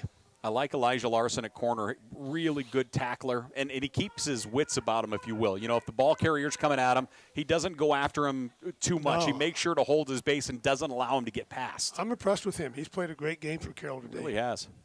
2nd down and 5, we'll say here for Montana Tech. Clock continues to run. This drive has eaten a ton of clock for Montana Tech, and the bulk of it has been on the ground. Lander Smith in the backfield. Dropping back, Thielen looking to throw, looking lefts through the middle. Pass is caught at the 5-yard line, and that's Wyatt Alexander. We haven't said his name much today. Great block by Landers. He did a great job giving Blake time to step back up and step in the pocket and find a secondary receiver. Only Wyatt's 2nd catch of the afternoon. Blake Thielen will move the chains. 1st and goal, Montana Tech at the 5-yard line. Thielen is 15-22 for 160 yards on the day. Lander Smith has run for $115. Tight end in motion is Kennedy. Handoff going to go to Smith. Smith, good footwork inside the 5. Smith to the goal line. No signal. Still no signal. And it looks like they're going to say he's down. There we go. Touchdown signal from the far side. Montana Tech's Lander Smith gets into the end zone. The officials building the drama as Lander Smith clears the lane, and he'll pick up his 2nd touchdown of the afternoon for Montana Tech. Well, it started with the first drive on here. When they had the ball back at the 25-yard line, he ran out to the 40-yard line in the first play of this drive, and that kind of set the tempo for the rest of this drive this afternoon. Boy, they ate a ton of clock, and Lander Smith eating up yards as he goes to 122 yards on the day. Montana Tech leading 23-14. It's back to a 2-possession football game. The kick is blocked. Carroll College blocks the kick. Oh, that guy. And they'll fall on it. Boy, it looked like, who was it here on the near side, possibly for Carroll? Looked like he had a shot to scoop that thing. If he had got outside and scooped it, he could have gone for a touchdown. So we'll take a quick break. We're back here to Nelson right after this. However you do the holidays, do it together in the Chevy that's right for you. The strong and capable Chevy Silverado, the award-winning Chevy Equinox, or the all-new Chevy Trax. This holiday season, do more together in a new Chevy. Get 1.9% financing on all 2023 Silverado 1500 pickups or get $3,750 total cash allowance on this Silverado. Chevrolet. Together, let's drive. It's fourth down, seconds on the clock.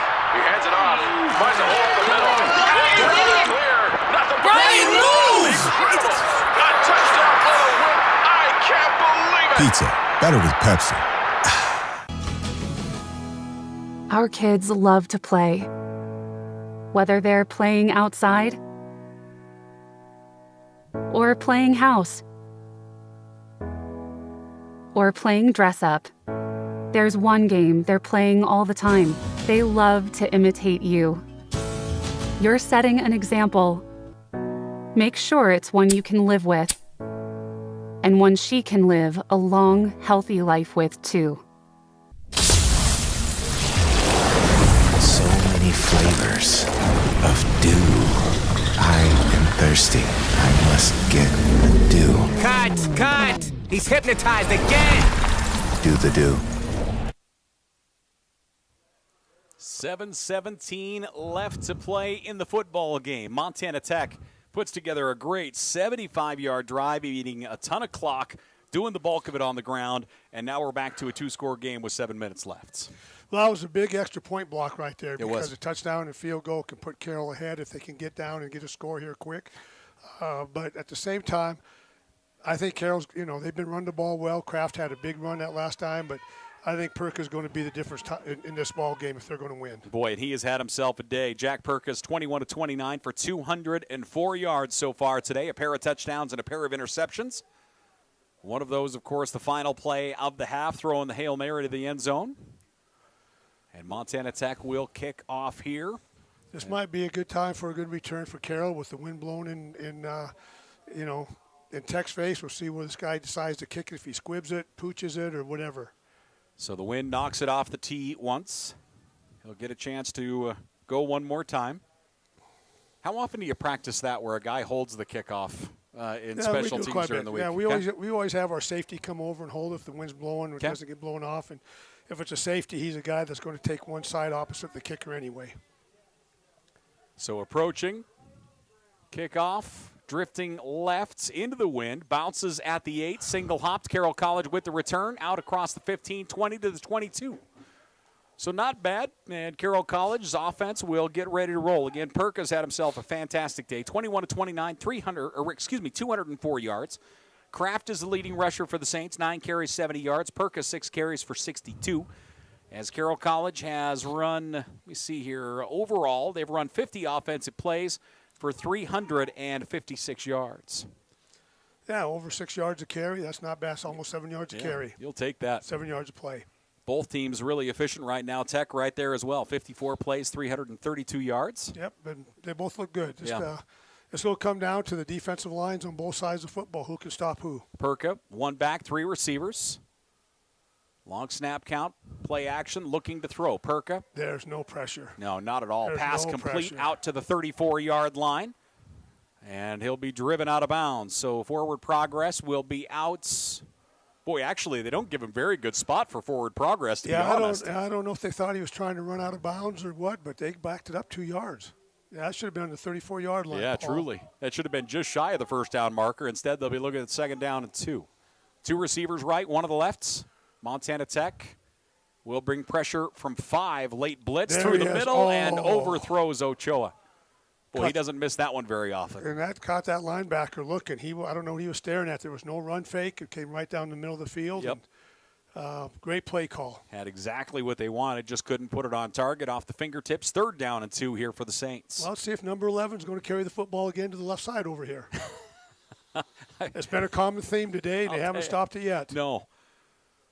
And here's the running back to the left, so I wouldn't be surprised if Kraft's going to leave Perka in, or if he doesn't, it'll be something completely different. Tech brings 4 to the defensive front. Linebackers awful tight as well.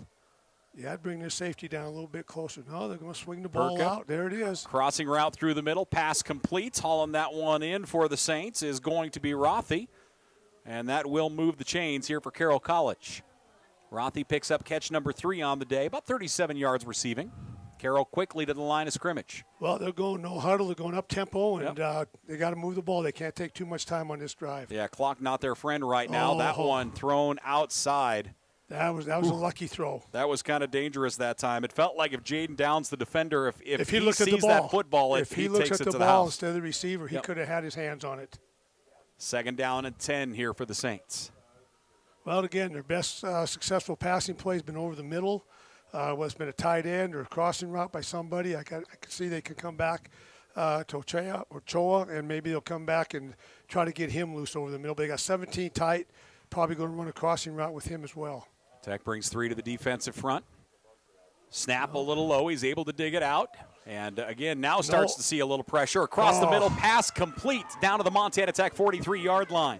Boy, that's a tip drill reception for that young man. Great catch by Brown. That was great coverage there, I thought. That was very good coverage. Good concentration by Brown. Yeah, that thing got hit, it felt like about 4 times, and Brown was able to make that reception and move the chains for Carroll College. Tech's bringing pressure. It's been their favorite pressure off the weak side. And if that's the case, B-gap to the strong side is going to open up for Perka, either step up and throw or to scramble. Yeah, Wyan at middle linebacker, they've been looping him around on the outside an awful lot today. And he hasn't quite gotten there yet. So Carroll College. I like Wyatt in the middle. I think he's a very good player today. 1st down and 15 after the Saints got started a little early last time. 2 receivers right, 1 of the lefts. Perka out of the shotgun 3-man rush. He has all day. Downfield to the sidelines. And that should be complete to the 40. And going up and making that reception for the Saints is going to be Akulshin again. Boy, he just has great hands. Catch number 6 on the day for Akulshin. He has 1 score. Well, and he's running routes all over the field. He's running corner routes, drag routes, out routes. He's a complete player. Now they got him and Ochoa up on the same side. 2nd down and 7 here. Well, let's say 6 for the Saints. Ball at the Montana Tech 39-yard line. 4:50 left to play. Tech bringing the blitz. But they're picked up. Perka finds his man at the 30. 25 down to the 20-yard line. He found his guy. He was looking for Cameron Rothy. Tech brought the house. Tech keeps blitzing, but they're not playing man. They're giving up a lot of zones, playing zone coverage, but they're not playing man-to-man with their blitzing. So that'll bring up a fresh set of downs here for the Saints. 1st and 10 right at the 20-yard line. Quickly to the line of scrimmage. Looking left, Perka again has all day off the fingertips, and that one's going to go incomplete. He went to Ochoa at tight end, hit him in the hands, and that one falls incomplete. Well, it wasn't a big gain, so stopping the clock kind of helps Carroll a little bit with their game management. 4:18 left to play here in the football game. Tech leading 23-14. A win here is what both teams are striving for as far as the playoff picture goes. The Saints, if they win here, pretty much can be assured that they're going to get in. Montana Tech will still be waiting for that Sunday call, but they're still an awfully good shot. Here comes pressure Blitz. again. Again, the crossing route is wide open. They get it across the 15 down to the 13-yard line, and that directly goes into the hands of Akulshin, and Akulshin pulls in another big gain. That's going to pick up 8. Good pickup by the offensive line for Carroll College on that blitz. That was a good pressure drawn up, but Carroll College's offensive line stepped up. Both offensive fronts have been great today. They've been great today. 3rd down and 2. So Perka will continue to run the offense here for the Saints. Snap a little low. He digs it out. Montana Tech rushing 4 through the middle. That one is tipped. And he was wide open. The Diggs getting a hand on it defensively at that time is Seawald. He's had himself a day. That was very good play by him because the receiver, 17, was wide open in the end zone. There was no defensive backs near him. Seawald just barely got a fingertip on it. And that one falls to the turf. 4th down and 2, and it looks like they know they need 2 possessions, so you might as well get 3 points here. Yep, get points, because if you don't get points, it's still a 2-possession game with under 4 minutes. So a field goal attempt from the left hash mark. It'll be a 28-yard attempt here for the Saints as they'll line up for the kick here. As Berger, and now we'll get a whistle and a stoppage as Montana Tech will call a timeout. I'm sure they want to make sure that you're not falling asleep and that a fake comes. So they will chat it over here. 3:44 left to play here in the ball game. We're back here to Nelson right after this. We get it. Money is tight, and it's getting even tighter these days. And when you're making a large purchase like new tires, we also understand that you want the best price available. Which is why Point S Tire and Auto Service will meet or beat the best price you can find on the same or comparable tires of your choice. Pair that with the best tire warranty in the business, and you'll have the best deal around. Only at Point S Tire and Auto Service, keeping you safe one tire at a time. We are driven by an unquenchable desire for knowledge, for the truth that lay just outside our grasps. We are meant for more, made for more. We are unwilling to ignore that which calls to us, that which will transform us. With joy and curiosity, we will boldly find our path in a world of unknowns. At Carroll College, we are here for the adventure.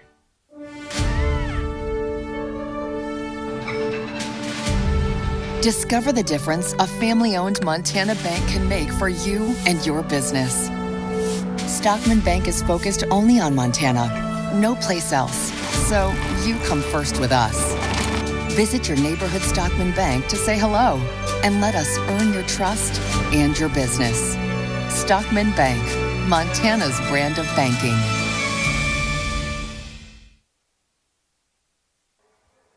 .344 left to play in the ball game. Again, thanks for joining us here on SWX. Our Game of the Week brought to us by the Montana Chevy Dealers. As Carroll College, Spencer Berger will attempt a 28-yard field goal from the left hash mark. Again, it's a two-score game. They need the field goal. They need points no matter what on this possession, what it boils down to, so you might as well take the field goal and work on the end zone next time. Well, they've moved the ball very well. Yeah. I mean, obviously, if this was a touchdown needed, they'd have gone for it. So a 28-yard attempt from the left hash mark here for Berger. And they'll pace it off and get ready to roll. Awaiting the snap. Montana Tech trying to anticipate the snap count. Snap and hold are good. Berger puts the toe into it. And, drives it right down the heart. So it's a one-possession football game as Montana Tech leads 23-17. 3:37 left to play here in the football game. Now the Saints need to stop Lander Smith. Well, it's about getting first downs. You know who's going to get the ball. That is the case. So, again, thanks for joining us here. We'd like to welcome our network affiliates for today's games. SWX in Billings, Bozeman, Butte, Great Falls, Helena, Kalispell, Missoula, Spokane, Coeur d'Alene, Yakima, and the Tri-Cities, and all across America on the Carroll College YouTube stream. We're happy to have you enjoy this game with us as we make our way through it.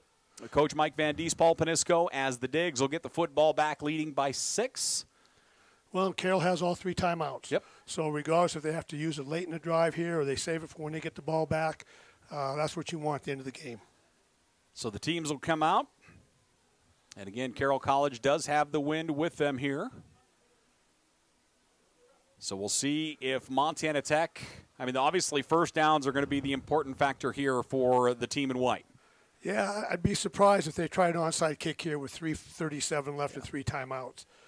They got the hands unit up. They got the hands unit up and one guy back, so they may try to pooch it over the head by about the 30-yard line and hope they can get down there and cover it. Yep, so Montana Tech still playing for the onside. Yeah, they're got the hands guys up, and you look at all of them, we're offensive hands guys. And Carroll's got a 6x4 alignment here as they move the guy over to that side, so they may be trying an onside kick here. So as the approach, low line drive. Takes a hop, fielded at the 25-yard line, and Caleb Winterburn slides at the 29. So the Ordiger offense will come out and see if they can eat some clock here, ladies and gentlemen. 54 offensive plays for Montana Tech, 332 total yards. As we take a peek, Thielen is 16-23 for 170 yards, 1 score, 1 interception. Lander Smith, 22 carries, 120 yards on the ground. He's averaging 5.5 yards a carry. He has a pair of scores for Montana Tech. And here's where the new rule comes into effect. The clock doesn't stop on first downs. There you go. They get the chains moving. They come back until less than 2 minutes left. It's a big time. So first down and 10 here for Montana Tech. Heavy formation up front. Split backs. Carroll College has everybody on the line of scrimmage. Smith trying to find a hole. He'll push his way across the 30 out to the 33-yard line. boy, it didn't look like much, but then you see the linesman, and that's a gain of 4 when everybody was in the trenches. Well, he does. Everything's going forward with his pads, and he's going to ride his legs to the end of this game, I got to believe. 3:12 left to play in the ball game. Tech will take their time here. Yeah, I'd be surprised if anybody else touches the ball. The clock resets, so they got 20 seconds to play here. It'll be under 3 minutes when they snap the ball here. They've got some big boys in here. It looks like 2 tight ends, maybe a third on the far side. Thielen takes it out of the shotgun. 1 receiver here on the near side. Carroll again has everybody on the line of scrimmage. Tech awaiting the snap, man in motion. They'll give it off to Smith again. Smith gets across the 35, keeps the feet churning. He's out to the 37. That's another pickup of 4. Great kick-out block by their H-back coming on this side. Opened up a hole, and linebackers inside out did a good job, but I thought that player did a good job kicking out. The amount that Wyatt Alexander has gone in motion, I keep waiting to see if they're going to give him the ball. It feels like they're setting it up for that here today because he has gone in motion across the formation. It feels like 6-8 times. That's kind of the new trend in football. Offensively, a lot of motion, a lot of change of direction, bringing one formation to the other side, 2x2 set to the other side, trying to see what the defense is in. If they're man-to-man, can they get a guy out of the box and open up something in the middle? The Frontier Conference would like to thank the following corporate sponsors for their continued supports of our conference: Logan Health, Cooper Tire, Tire-Rama, D.A. Davidson, Irk Hotels, McDonald's, Northwestern Energy, Pepsi, and First Interstate Bank. Well, Carroll used the first of their timeouts. That was probably a good timeout. Yeah. This is a big down.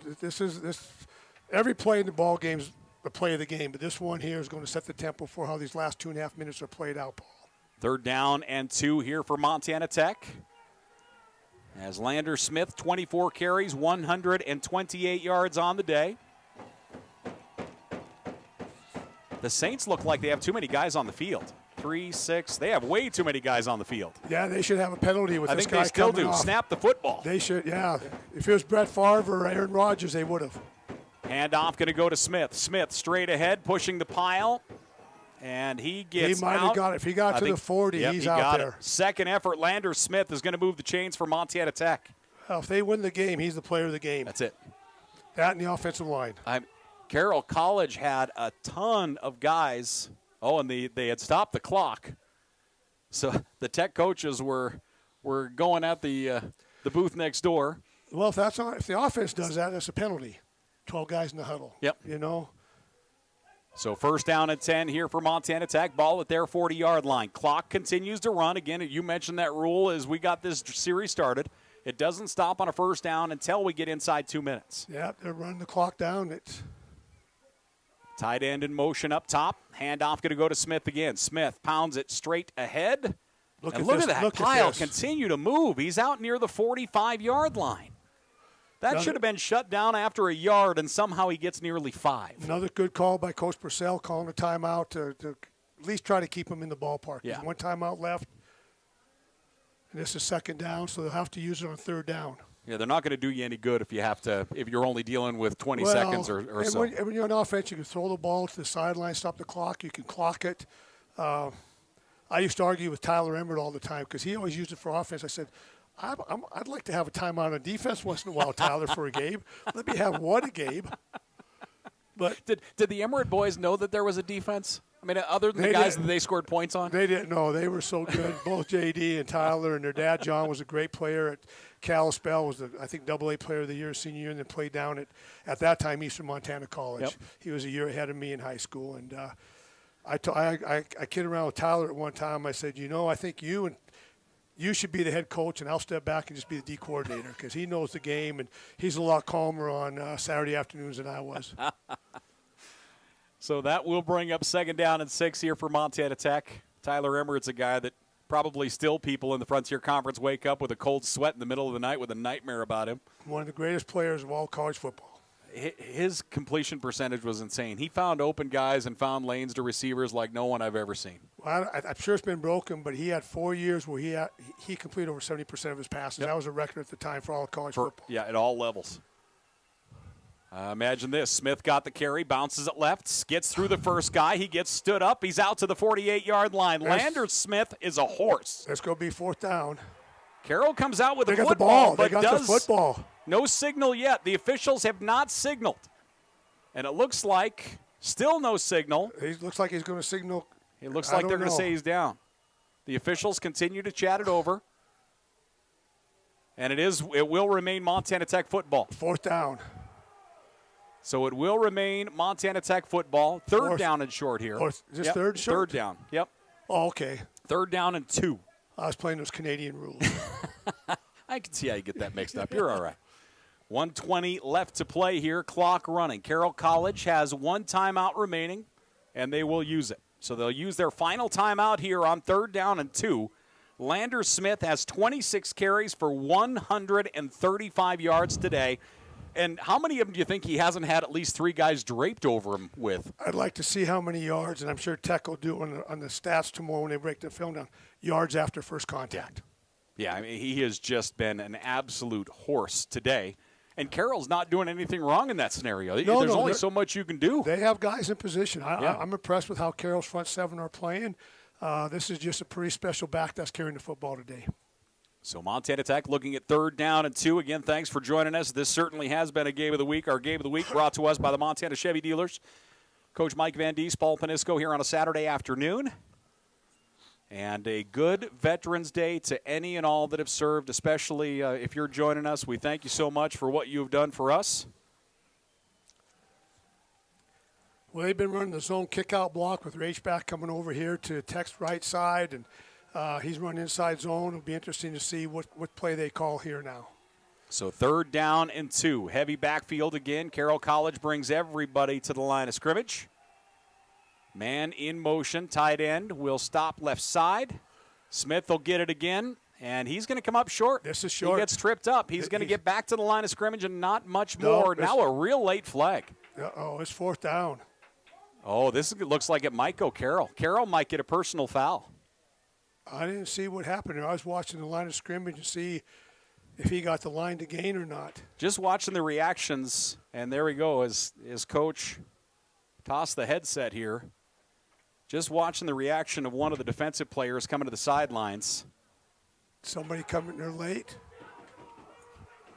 So that is going to be a 1st down. Wow, that's the game. That's it. Montana Tech will get a penalty, and they'll move the chains with a personal foul. Yeah, I didn't see what happened there. I don't know if it was verbal or it was late hit, or because they did a great job stopping him. There was a helmet that came out late, and Montana Tech moves the chains. Here we go. Let's take a look at it again here. Was it? Oh, there you go. He got the helmet, and it got ripped off. That's it. Yep, that's helmet exactly got ripped off late. That's where the flag came. So Montana Tech will get the 1st down. Take a knee twice. And they'll get into victory formation, the finest formation in all of football. And they'll take a knee, and this one will go into the record books. So Montana Tech, if they wanted to get in the playoffs, it obviously had to start with a win, and they're going to get that win. Now we just wait and see. Well, we see what happens across the scoreboard of the NAI the rest of the week and see who wins and who loses ahead of them. This has just been an incredible ball game. Well, this is unbelievable. I mean, it started from the first drive, and what a game by Lander Smith. Nope, he's the MVP. Now we just hope cooler heads prevail. They don't need to have anything happen on the field. And there's a lot of players that know each other from the other side, playing against each other in Montana. And this is honestly a good line coming through. They'll shake hands, give some hugs out. And our final, once again, 23-17, Montana Tech with a win. We'll talk about it and wrap it up, ladies and gentlemen, after this. However you do the holidays, do it together in the Chevy that's right for you. The strong and capable Chevy Silverado, the award-winning Chevy Equinox, or the all-new Chevy Trax. This holiday season, do more together in a new Chevy. Get 1.9% financing on all 2023 Silverado 1500 pickups, or get $3,750 total cash allowance on this Silverado. Chevrolet. Together, let's drive. There's a lot of tradition in farming. My son, he picked up everything. When my grandson was born, we both were chewing, thinking about what could happen, mouth cancer, throat cancer, or worse. Finally, we decided That's addiction, not tradition. To protect my son, we quit. We did it together. Took us a few times, but we're stubborn. We called the quit line, found what worked for us. And we quit for good this time.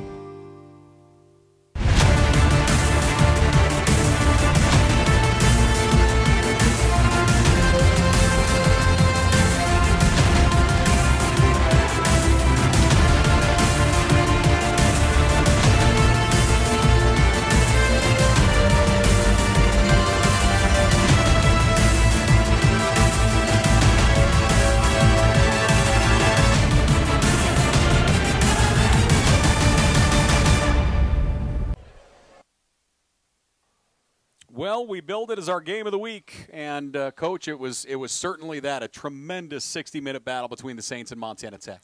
Well, it was everything what everybody thought it was going to be. Two outstanding teams. Tech had a couple games where they've gotten better since the middle of the season. Carroll College had an outstanding year coming here at 8-2. Both defenses have played well, but I think the quarterback from Carroll had an outstanding game with his receivers. And then, of course, Smith at number 36 for Tech in the offensive line kind of controlled the second half. Team number-wise, Carroll College runs 60 offensive plays for 425 yards. Montana Tech, 61 offensive plays for 349 yards. Perka went 27-39 for 273 yards, 2 touchdowns. And then we're going to get our play of the game is coming up next here, Coach. Let's see what we get labeled here. And that one's going to be that handoff to Lander Smith, and he just runs over the top of a defender. And, boy, look at this action. Thielen rolling out there for a moment as yeah, I don't think there was a sack in the game. There was a couple of pressures. Yep. I don't think either team had a sack. Yeah, just a tremendous ball game here as coming out, and Lander Smith we've got our player of the game coming up. Lander Smith ran for 139 yards on 28 carries, had himself a pair of touchdowns. Let's take a look at our player of the game here.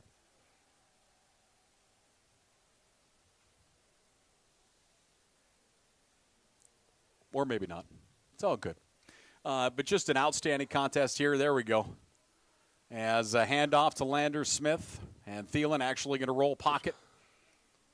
Thielen had he's just played really well this year for Montana Tech. Blake Thielen's had himself a great ball game here today. 16-23 for 170 yards. As we mentioned, Lander Smith was just a monster. 28 carries, 139. And Estes had 3 catches for 46 yards. Why don't we go ahead? We'll take a quick break. We'll hear from some of our sponsors. So we'll come back. We'll wrap this thing up, and we'll try and figure out what we might see come that national tournament in just a minute. We're back here in Nelson Stadium, ladies and gentlemen, right after this. We get it. Money is tight, and it's getting even tighter these days. And when you're making a large purchase like new tires, we also understand that you want the best price available, which is why Point S Tire and Auto Service will meet or beat the best price you can find on the same or comparable tires of your choice. Pair that with the best tire warranty in the business, and you'll have the best deal around. Only at Point S Tire and Auto Service, keeping you safe one tire at a time. Your estimated wait time is 45 minutes. Are you tired of being on hold? Then don't leave your money with strangers. Call the people you know at Ascent Bank. When you work with us, you work with community members who make time for you. Our goal is to strengthen relationships and give back to our community. We always work to be part of our community. So if that's important to you, don't leave your money with strangers. Call the people you know at Ascent Bank. Ascent Bank, equal housing lender, member FDIC.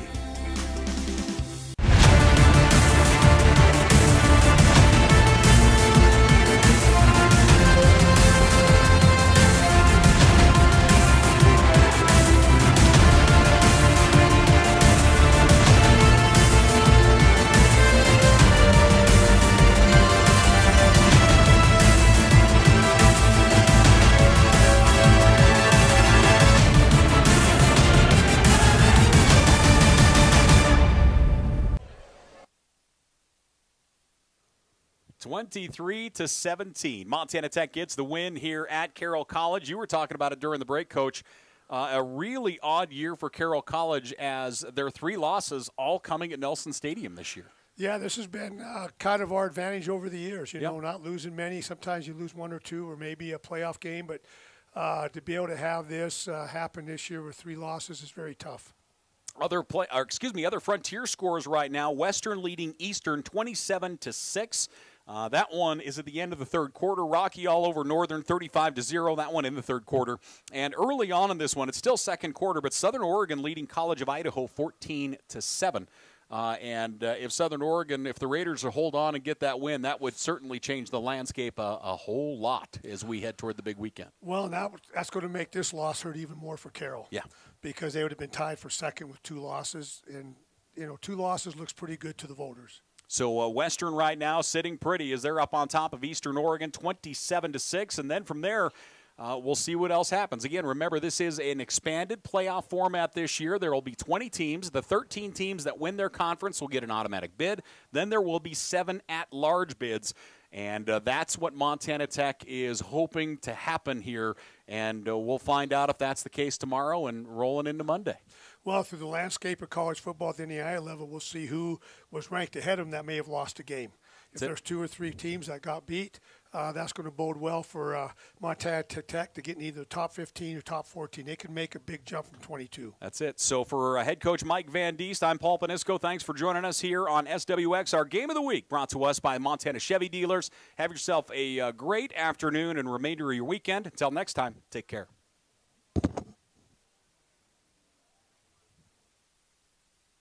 Montana, a place of rugged beauty, hardworking people, and endless opportunities. And for over 100 years, Opportunity Bank has been here. As a Montana bank with a legacy of stability and service, we understand what it takes to build a future in this place you call home. So if you're looking for a bank that's as Montana as you are, come to Opportunity Bank of Montana. Of Montana, by Montanans, since 1922. Member FDIC.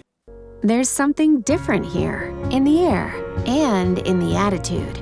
It's the tight-knit community, complemented by bigger thinking and even bigger innovation. It's high-tech labs with sweeping Rocky Mountain views. It's a place where research, innovation, and ideas are matched by an understanding of why it all matters in the first place. Here at Montana Tech, you can realize your potential, fuel your passion, and find your path. Join us. However you do the holidays, do it together in the Chevy that's right for you. The strong and capable Chevy Silverado, the award-winning Chevy Equinox, or the all-new Chevy Trax. This holiday season, do more together in a new Chevy. Get 1.9% financing on all 2023 Silverado 1500 pickups, or get $3,750 total cash allowance on this Silverado. Chevrolet. Together, let's drive.